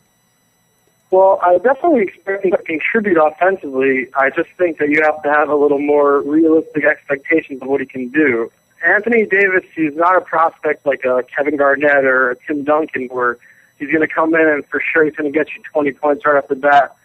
I actually see Davis as a little bit more, a more upside player, but a little bit closer to Marcus Camby, where he's very long, he's an incredible shot blocker, he can make disrupt with his length, but he also has above average handling for a big man. He runs the floor like, he moves like a guard, and he has the same court awareness like a guard. Similar to, if you watch Marcus Camby play, there's a reason why the Nuggets for a while led the league in alley-oops. It wasn't just because of Andre Miller. Marcus Camby also, their ball movement was excellent because they had a very smart center playing through the middle. So I think Anthony Davis will be a little bit more in that mold. I think as a rookie, he can probably, will definitely get you double-figure points. He'll probably be up there in centers in terms of assists, but I don't think he's going to score 20, 25 points a game as a rookie like a Blake Griffin. Right, and of course, Anthony Davis was actually a point guard his sophomore year of high school. I think he was only 6'3", then had that crazy growth spurt where he became, the man he is now, a big guy down low. So that's a very interesting point you made about his ability to pass and his ability to do all of that. And you compared him to Camby, which I also think is a great comparison. Camby's been one of the great shot blockers of our time. Now I want to move on to a guy that there's a lot of question marks about. Bradley Beal was a freshman last year. Brad Beal was a freshman at Florida last year. Florida was a very, very good team in the top 15 all year. A very young guy, though, 18 years old. A lot of people are not sure if number 4 is such a good selection. Most mock drafts, he's in the top 5. Give us your input on Brad and what you think he'll be able to contribute to a team like the Kings, Cavs, or the Trailblazers who got their pick from the Nets. Well, I think right now he's in that spot in a lot of mock drafts, but realistically, I think when we get closer to the draft, I think he's one of the players that might fall a little bit. I think he's a little bit undersized to be a full-time shooting guard. He doesn't really have the skill set to be a point guard at all. And I see him being a very similar prospect to Marcus Thornton, where he definitely can score at an NBA level, he definitely can shoot at an NBA level, but I don't see him being major piece that you can build a team around. And I think with the top 5 pick, a lot of teams are looking for a guy with that type of upside. I think as teams start to break players down a little bit more, I think he might slip in the draft a little bit. It might be more like a mid to late lottery pick versus being a top 5 pick. Yeah, and another guy like that another guy who, I don't want to say struggled at UConn, but didn't really live up to his potential. Was going to go to prep school for a year, decided not to. I know a lot of UConn fans were excited about it. Of course, I'm talking about 6'10", 250-pound Andre Drummond, who has kind of plummeted in the draft. Well, not plummeted, he's still in the top 7 in most mock drafts, but he was number 2 for a while. And then I think Thomas Robinson kind of had a great run this year, and he kind of plummeted to the top 3. But do you buy all this hype on Drummond even being in the top 7? Well, first of all, if I was Andre Drummond, I would buy a house for DeAndre Jordan. DeAndre Jordan pretty much, because of how good DeAndre Jordan played these last 2 years, there's no chance that Drummond's going to slip out of the lottery. And if I was drafting, I'd be very hesitant to take him that high because I actually see more Kwame Brown in him than I see DeAndre Jordan. I see a player that doesn't have very good hands, a player that's not very strong in his fundamentals, and yeah, he has the body type, similar to like a Derek Favors, but I don't see him having that level of comfort like Favors had in college, and I don't see him having, I don't know, just for some reason, a lot of times I see him, he makes very silly mistakes and things that just can't be taught, and I'm not sure that his court awareness and that his natural skill is enough to make him be worthy of a top 10 pick. Yeah, and you made a great point. I've been actually saying on our show, DeAndre Jordan got a $50 million contract from the Clippers this year for pretty much not doing much, averaging 5 points, 8 rebounds. A guy who people saying, he's going to live up to his potential, blah, blah, blah. And I remember the Warriors actually tried to sign him, and then the Clippers matched the offer, which was kind of ridiculous in my opinion. But we'll see. Next, I want to talk about a guy who I personally love, 6'8", Harrison Barnes, a guy who people say didn't live up to the hype in college. I don't necessarily agree with that, but a guy who's very strong, 6'8", can play shooting guard, kind of more of a forward type. going all the way to number 11 or 12, which I just find shocking. But in most is 7, 8. Well, which mock draft did you see him at 11 or 12? Walter or something. I forget. Walter draft. He does NFL and NBA, I think. I think that's crazy. I think he should be ahead of guys of Drummond and Beal, but that's just my opinion. On my draft board, he's the surefire number 2 pick. I don't even think it's close. Wow. Okay, number 2. Okay, so if that's the case, please tell us more about that. I don't know. I feel like a lot of times scouts and a lot of people who write these mock drafts, they place a lot of stock in how players perform in the NCAA tournament. And yeah, Barnes didn't really play so well in the tournament, but realistically, how many young guys will have 2 bad games in their career? So if you look at the overall body of work, I think Harrison Barnes has an excellent all-around skill set. I think he's an excellent spot-up shooter. I think NBA players need to have one skill that they're very elite at, on top of having athleticism, on top of having court awareness. And his spot-up shooting is definitely good enough for him to warrant major minutes in the NBA right away. Last summer, I believe he went to the Nike point guard camp, like to the Chris Paul point guard camp, just to work on his ball handling and his court awareness. And I think if you watch him throughout the course of the season, he seemed like a much smarter player and much more in control of the ball than he was last year. And I just think he's one of those players that he just, at minimum, he's going to be a good starter. But I just see him that he has that special extra drive that when the team is down by 8 with 3 minutes left, that he's a guy who can just make buckets, just get buckets, help you get the win. And there's not that many guys like that, and I think when you find someone, I think you can't let them slip. Okay, interesting stuff there. And now I said if we had time, and we have about 2 minutes left, AJ. So I wanted to ask you, you're very involved, obviously, in scouting in the European game. Should we look out for any European guys to make some noise in this draft? Or is there any guy that you really like that you think could be maybe late first round, early second round? I know there's a guy from France who a lot of people have been talking about, so let's get your thoughts on that before we let you go. Well, the thing is last year's draft kind of depleted the main European stars like Nikola Mirotic and Jonas Valanciunas, right? Who both of those guys are going to be excellent players in the NBA. Valanciunas, I think, is going to be all-rookie first team in the coming year with the Raptors. He was excellent in Lithuania this season. He's very long. He has very good footwork. But when it comes to this year's draft, I actually don't think that there's any players who 100% warrant to be first-round picks. Evan Fournier of France, he most likely will be picked at the end of the first round, mostly as a Euro stash pick, because with the new salary cap rules, I think a lot of teams are going to be hesitant to give guaranteed contracts just to try to manage their money a little bit. So I think he's a player who could be picked at the end of the first round for a team that maybe just doesn't want to have a first-round pick on their salary this season, so they can keep him because he needs another 2-3 years in Europe before he seasons well enough to play in the league. There's another very interesting prospect, Furkan Aldemir, man who played in Turkey. But he also he's ready to come in. I think he could fit in a role like an Omar Ashik type of player. Well, he'll be picked somewhere in the second round. Okay. Came in at the center. But this year's international draft crop isn't that strong as in recent years. Okay, good stuff. And then last question on the American player. I know you're really big. We've had talks off air about you like Draymond Green. I want you to give us an American player who's going to get selected in the second round, who you think can be one of those guys in a few years will be an all-star, even though he's picked in the second round. An all-star will be picked in the second round? Yeah. Well, John Jenkins from Vanderbilt, I've seen a lot of mock drafts that have him slipping in the second round. He's a guy who I think should be surefire lottery pick. He's about 6'4", plays very tough defense, and he's just a shot maker. Right. I think he's going to be an excellent NBA player. Right, and that Vanderbilt team had a couple shot makers, last year, and then of course Estes down low, who had didn't have as good of a year as people thought, and that's kind of why Vanderbilt struggled at the start of the year, lost to teams like Indiana State, which was kind of weird. AJ, I wish we had longer, but we have Samaki Walker on the other line. Thank you so much for joining us, and we'd love to have you on again closer to the draft, maybe a couple of days before, and then maybe a couple of days after to examine the draft with us. How does that sound? We'll be in touch. All right, AJ. Thanks for having me on the show. Absolutely. Have a good day.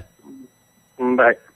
All right, AJ Mitnick, a scout for Rishon LeZion and breaking down the NBA draft list. We got in touch with Samaki Walker, which is awesome, and we are going to call him right now. A great career with the Lakers, played in Syria and Lebanon. That's the first thing I'm going to ask him because I love that. Most guys go to Europe, get the cash money, do all that kind of stuff, but he went to we need to check that out a little more, but I believe Lebanon, Syria, locations such as there, to play ball there. So we're going to talk to him about that, dialing him up right now. Moshe is going to have to leave the studio for a prior commitment pretty soon, so it's going to be me for the end of the show.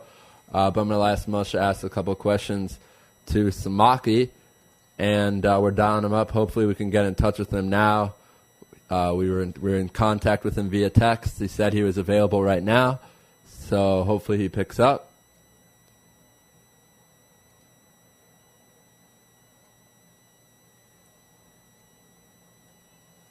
Hello. Hi, am I speaking with Samaki Walker?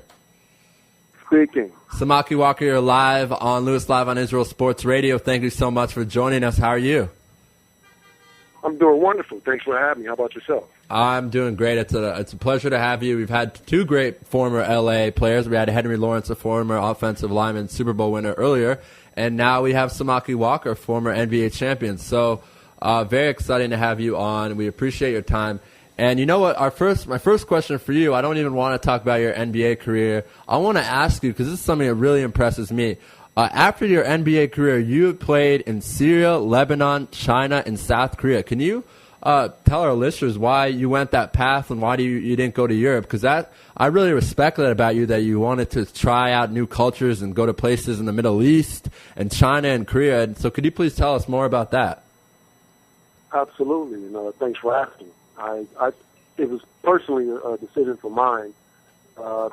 First of all, let me say that I'm really fortunate enough to have played 10 years professionally in the NBA, and NBA done has given me a platform to be able to sort of do other things and travel and see the world. And those countries I was definitely interested in visiting, and I thought that it would be a good opportunity to sort of get some culture and sort of educate myself on the different cultures and things that I was sort of ignorant about and had no clue in those particular countries. And I will say that it's the best decision I'm being able to travel in those countries you just named. I did a lot of personal growth, met a lot of wonderful people, and I felt like it was sort of my duty to be able to come back and sort of share the messages that I've acquired in those travels, especially pertaining in the Middle East, in Syria, where it's a lot of people are very ignorant, to this region and the people over there, and which I've found to be one of the, the safest places, in the world. Wow. Despite of what people see on TV.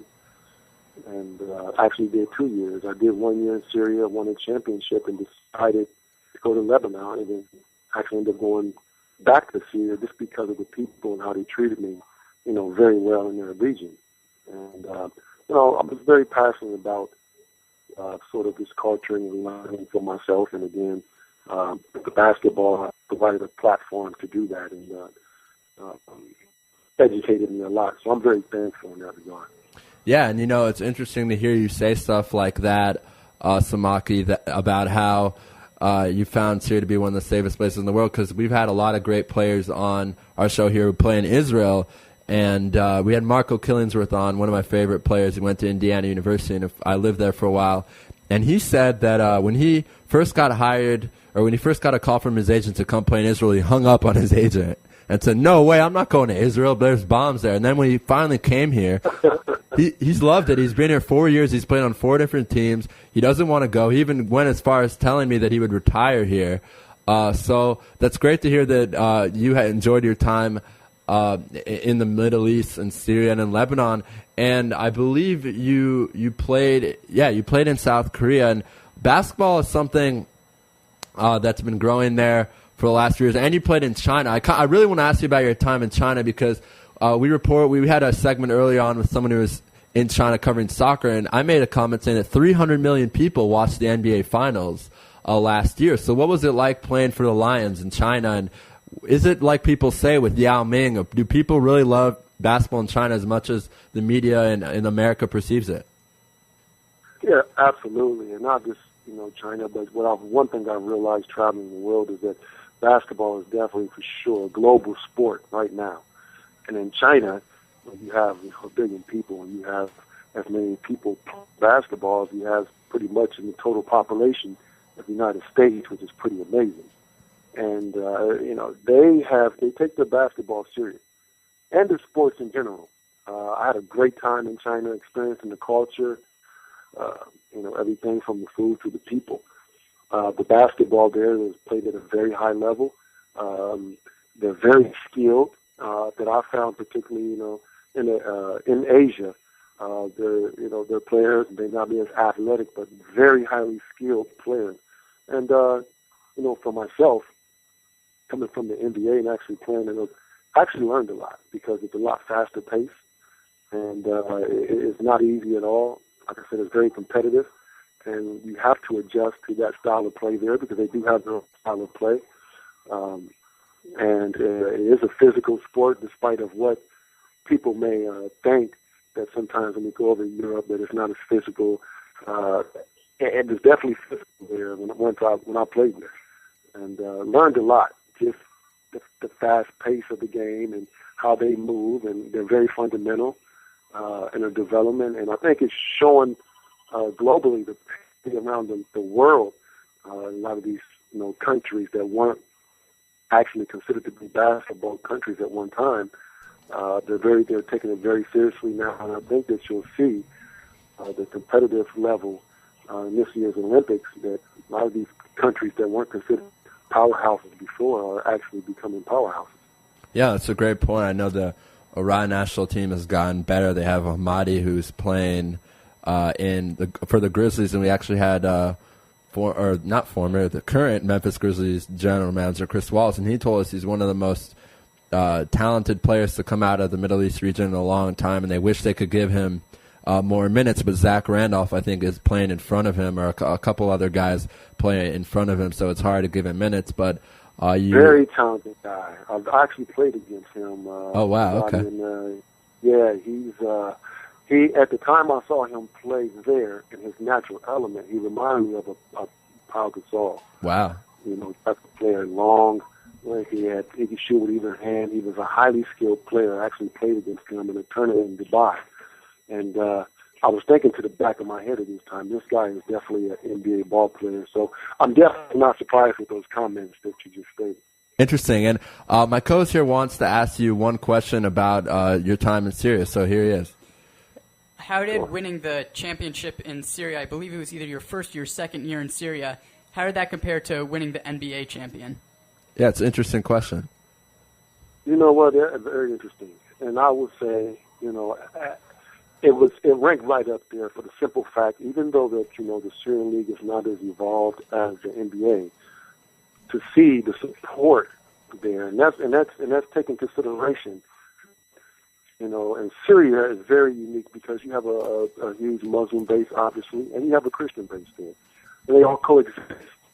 And it was interesting to see the competitive level against, especially a team like Jihad, who was the Muslim team, and the team that I played, Jalal, was a Christian team, and to see the competitive nature and the support that these people brought in the basketball, in a country that I didn't think basketball was really relevant.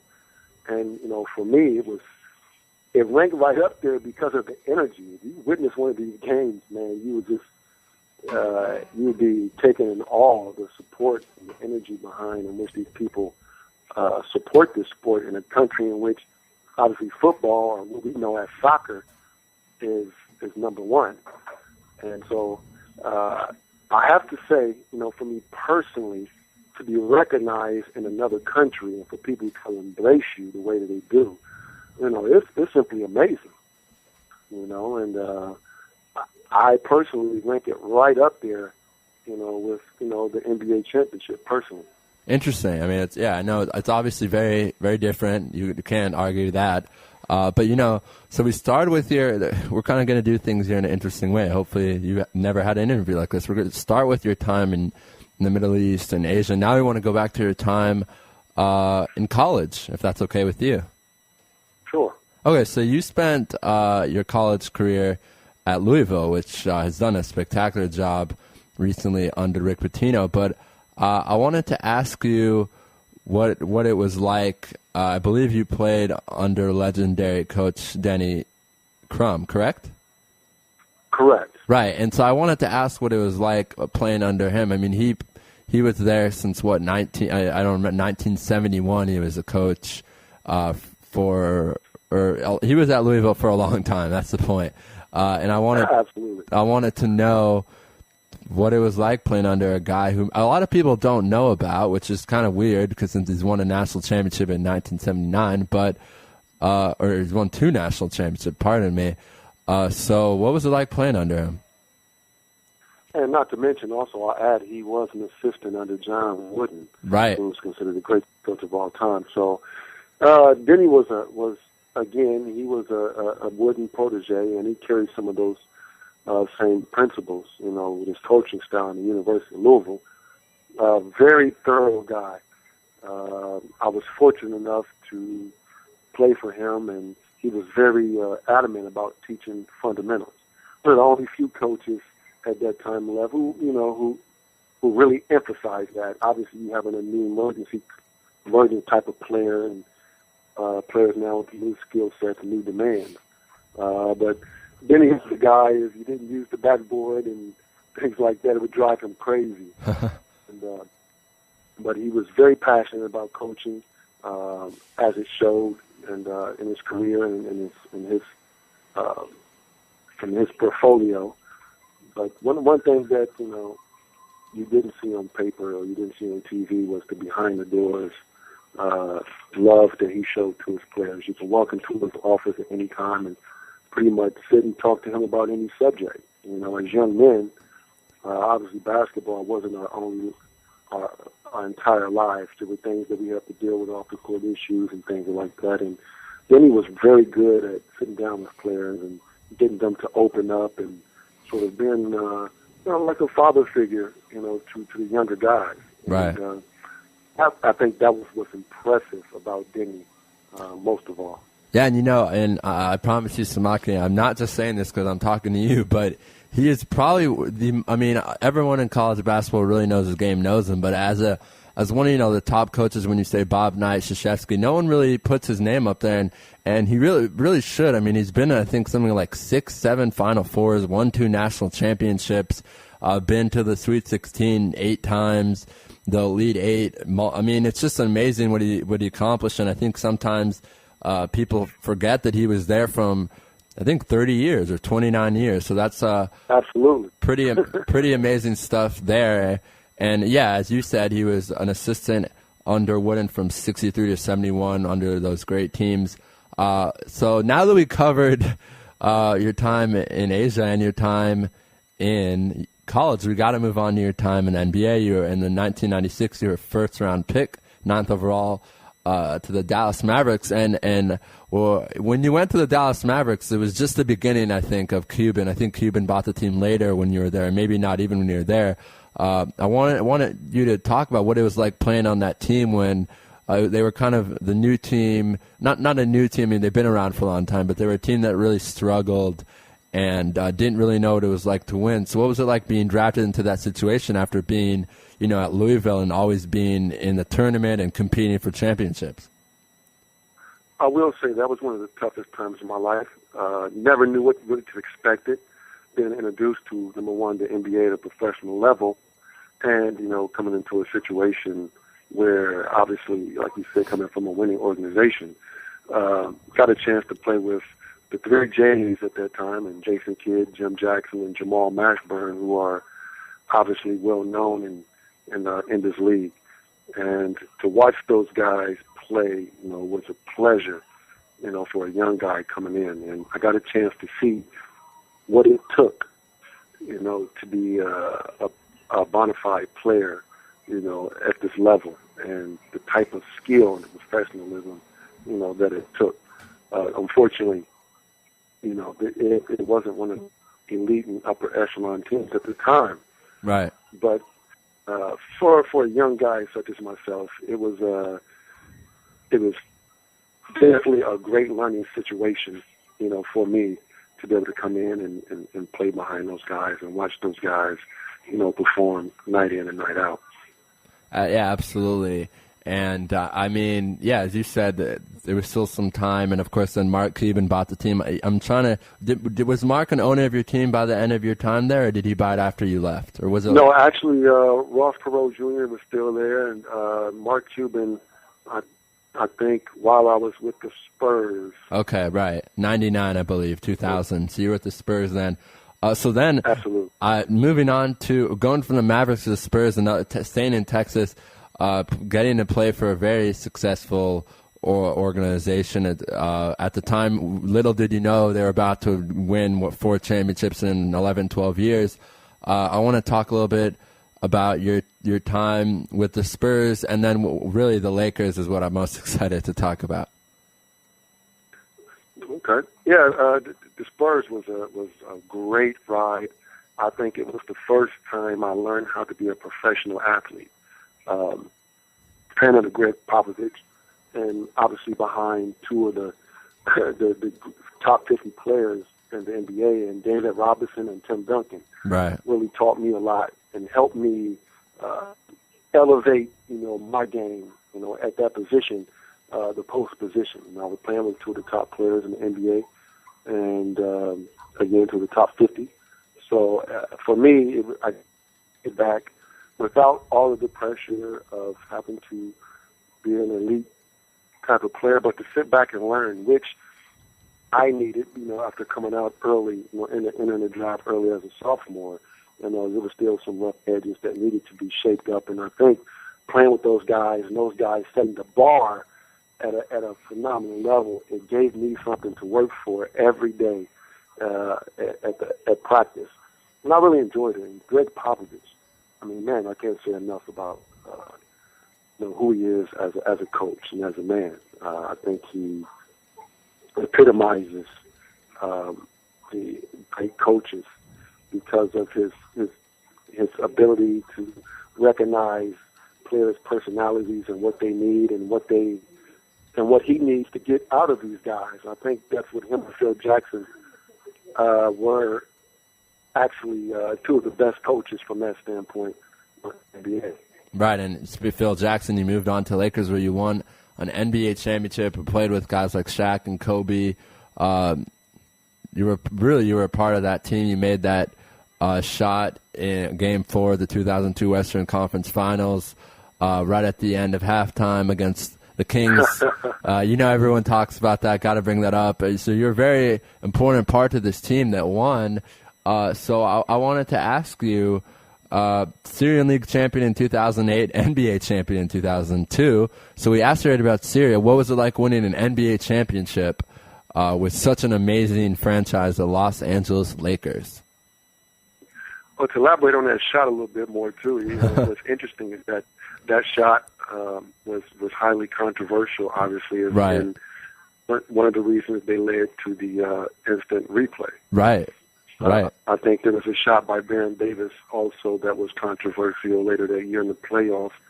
I think those 2 really gave question to what the NBA needed to improve, its ability to make those calls, especially in clutch moments.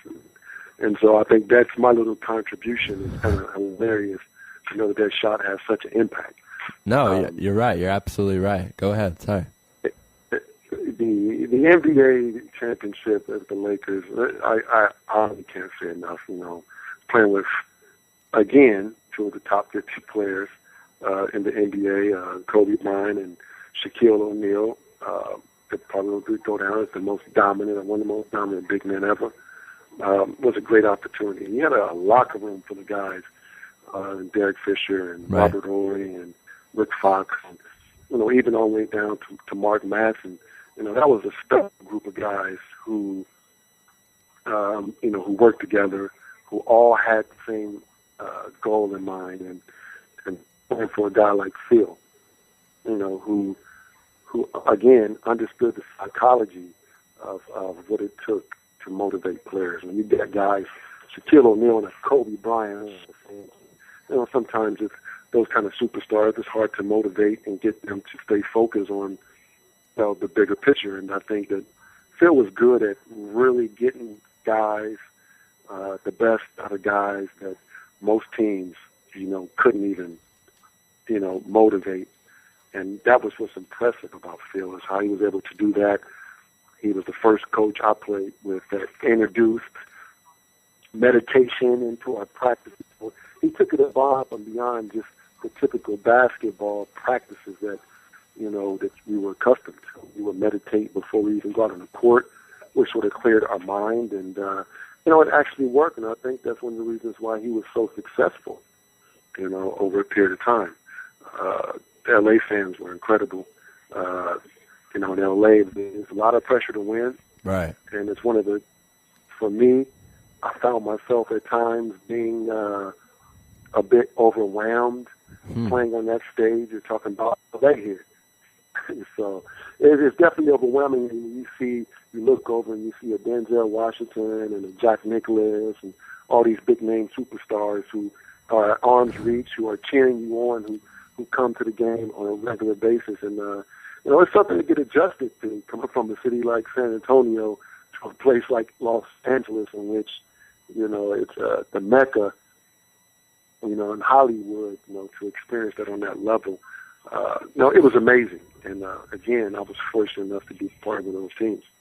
Right, and that game really helped with instant replay. A lot of people say that was the reason that I believe the following year that they started to institute instant replay. And also in that game, Robert Horry's one of the most clutch. I don't want to say players, but shooters of all time made an amazing shot in that game, a buzzer-beating three-pointer to win. I remember this is blast in the past for me. I remember this so well. So it was very interesting stuff talking about that. Then you went on to play for the Heat, Wizards, and Pacers. I'm a Pacer guy, so I wanted to ask you. I know you probably follow the NBA this year. What do you think the Pacers have been able to do in the last year or two to really become one of the better teams in the league or in the Eastern Conference? And what I think, Pacers is a great organization, by the way, and I think what they've been able to do is go out and get the right guys, the right fit. They don't have a lot of superstars, but what they do is they have an idea of what they need, what they need to make a winning franchise. And I think it's just the beginning. And you got to credit the players, too. I mean, you look at a guy like Hibbert, was able to do with his body and transform his body and become one of the more elite centers that the NBA has now. Credit some to the players, but credit the organization for getting the right guys with the right personality fit that they feel would come in and put 100% effort in getting better. And I think if you look down the list of guys that they have on that team currently, it's a group of guys who do just that. They come in, they put their hard hat on, they work hard, and unselfish guys. So credit the organization for that. Credit the organization for keeping the coach. Obviously, when they could have went on ahead and got another coach, but they kept confidence in their assistant coach and made him the head coach, and it seems that it's the right fit. And I think the sky limit, and they have a high ceiling to reach as far as their potential. Absolutely, Frank. I lived in Indiana for a long time, so that's my team, Frank Vogel. We love him in Indiana. He did an amazing job as an intern last year. A lot of people forget the Pacers team almost beat a healthy Bulls team last year in the playoffs. They were up in the third quarter in every game, but they couldn't pull it together. And this year they played a lot better. Before we move on, we have about 4 minutes left, so I just wanted to ask you to get some predictions from you, Samaki, about what's going to happen tonight. Is LeBron going to pull it together and bring it back to Miami for Game 7?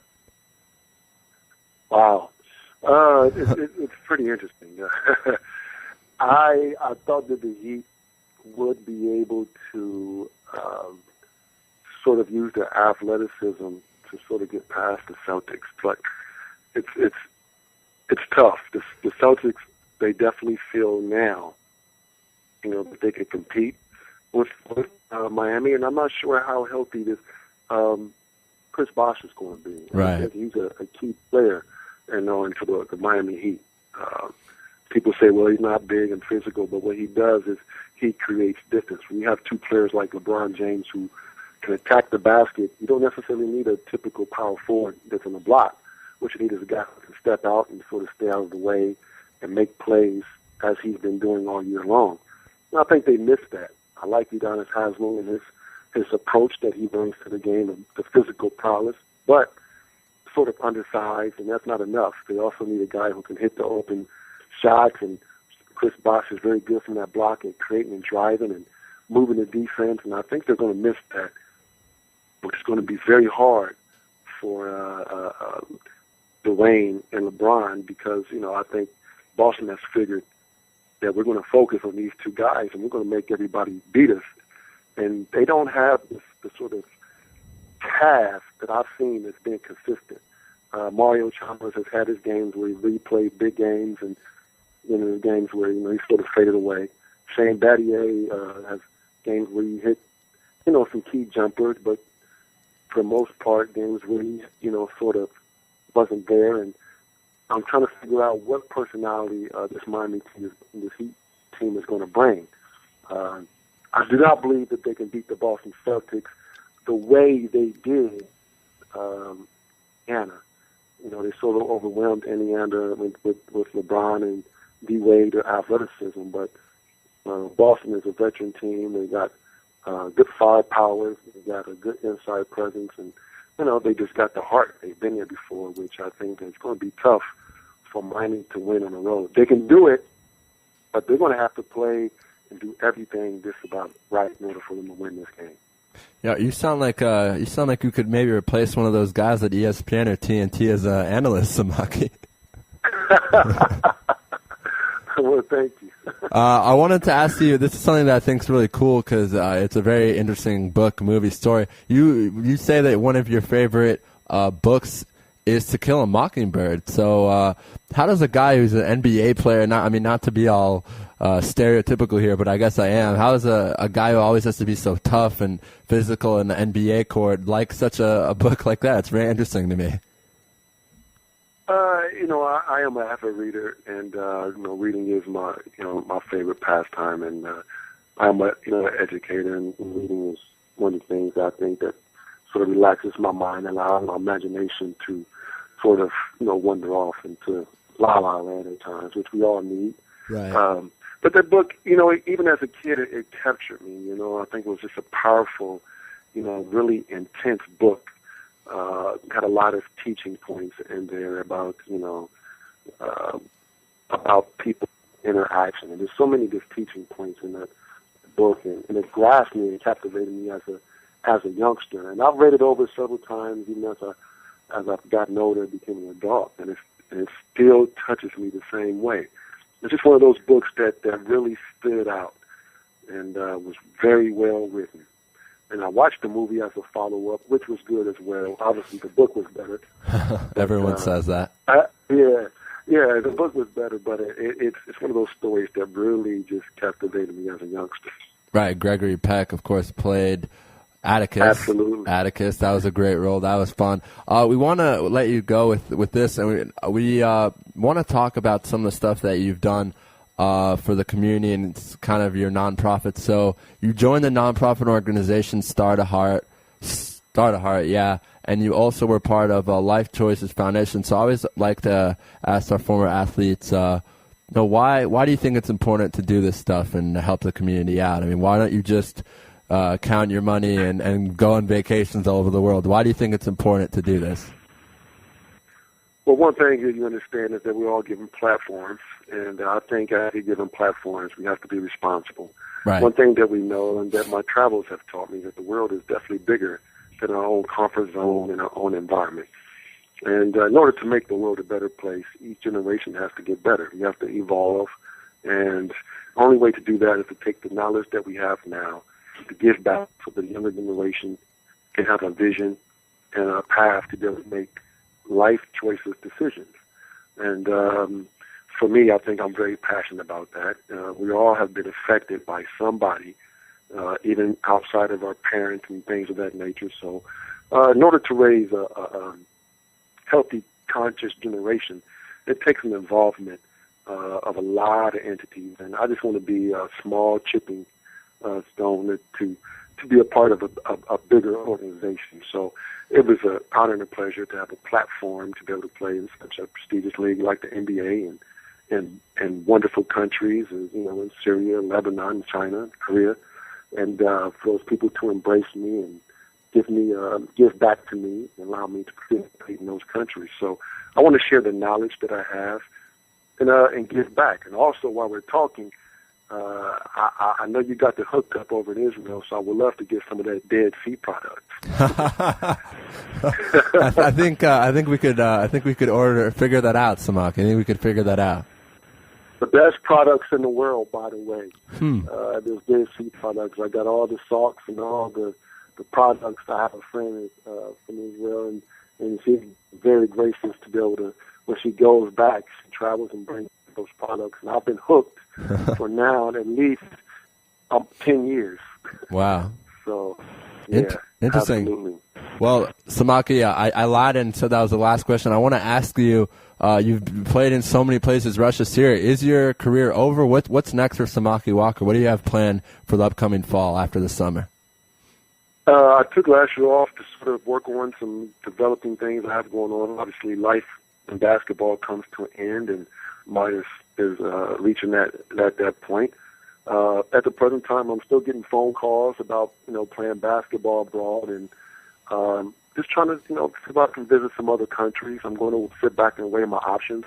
Okay. I'm still working out, and want to see how things manifest. So hopefully, the future is visit a few more countries and beginning to sort of keep building friendships and see how it goes.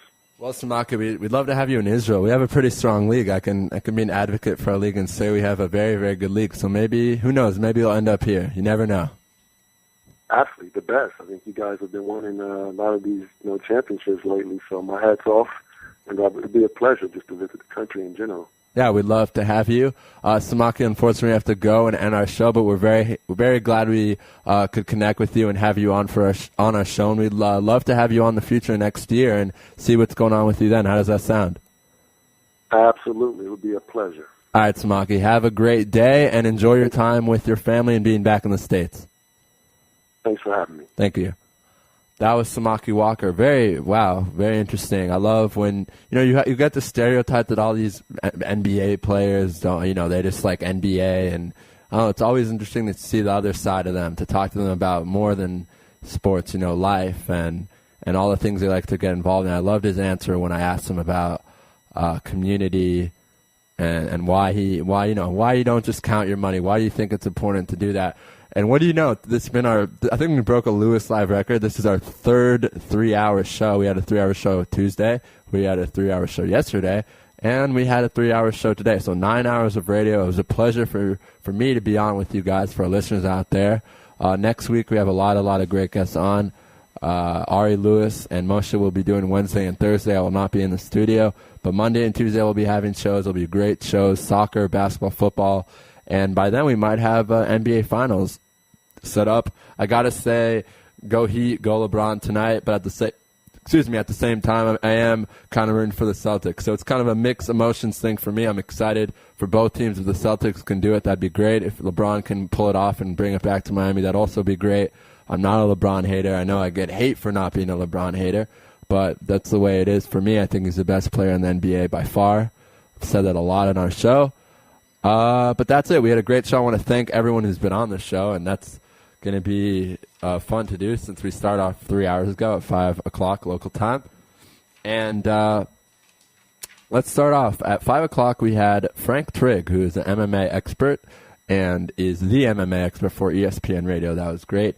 At 5:30, we had a very interesting conversation with Goal.com's editor, Zach Lee Rigg, which was really, really interesting because he was in Malaysia, China, and covering a lot of those leagues for Goal.com. Then at 11 and 6 p.m. local time, we had Avi Creditor, who is a contributor to Sports Illustrated for soccer and a lot of other great magazines and newspapers. So he's a great writer, and he spent a year abroad in Israel, just throwing it out there. At 11:30, we had an amazing talk with Henry Lawrence, former Pro Bowler, Super Bowl champion with the Oakland and Los Angeles Raiders. And then at about 12:05, 12:07, 7 o'clock local time, we had AJ Mitnick from, who is a scout for Rishon LeZion last year. And we talked about the NBA draft. Very, very smart guy. I've talked to him a lot off air about players, scouting, and what he thinks of this player and that player. So if anyone out there is listening to management, this guy's a genius. So give him a call if you want some advice. And then we finished off the show with Samaki, which is really a very touching interview to hear about his experiences in I'm going to read it again for you guys. Played in Russia, Syria, Lebanon, China, South Korea, and then Syria again. So very, very, very interesting player. He's contributed. He's won an NBA championship, and he wasn't one of those guys that was just on the bench. He averaged 9 points, 8 rebounds at one point in his career. So this guy was a true player in the NBA, and we were very honored to have him on, and we're hoping to have him on again next week. Just to read some guests real quick. I know we're past our time, but I just want to let people know. We're going to have the play-by-play guy from the Los Angeles Galaxy. We are going to have Mark Brown, Dave Cohen, who does play-by-play for Georgia State, wrote an amazing book about Jewish baseball players. We're going to talk to him about that. We're going to have Leonard Bernstein from the Washington Post, Dan Schwartzman from the ESPN Radio New York, Arnie Spainer, who's in Buffalo right now. Then we're going to have Jason Blesnick, our good friend, who talks to us about the draft, Mitch Shapiro. We're going to have also Diana Redman, a good friend of Israel Sports Radio, women's national soccer team. And then we're going to end the show on Thursday with Cub Bunin from Denver, also a good friend, and Mark Sibber from Fox Sports, and Joe Kotach, who is also an NBA insider. So please stay with us. It's going to be a good week. And then the week after that is very exciting. We won't tell you about that yet. We'll tell you when you listen next week. So this is me saying goodnight from Jerusalem. The stars are out. The sun is down. And we hope if you're in America, you have a great day. And if you're in Israel, have a great night.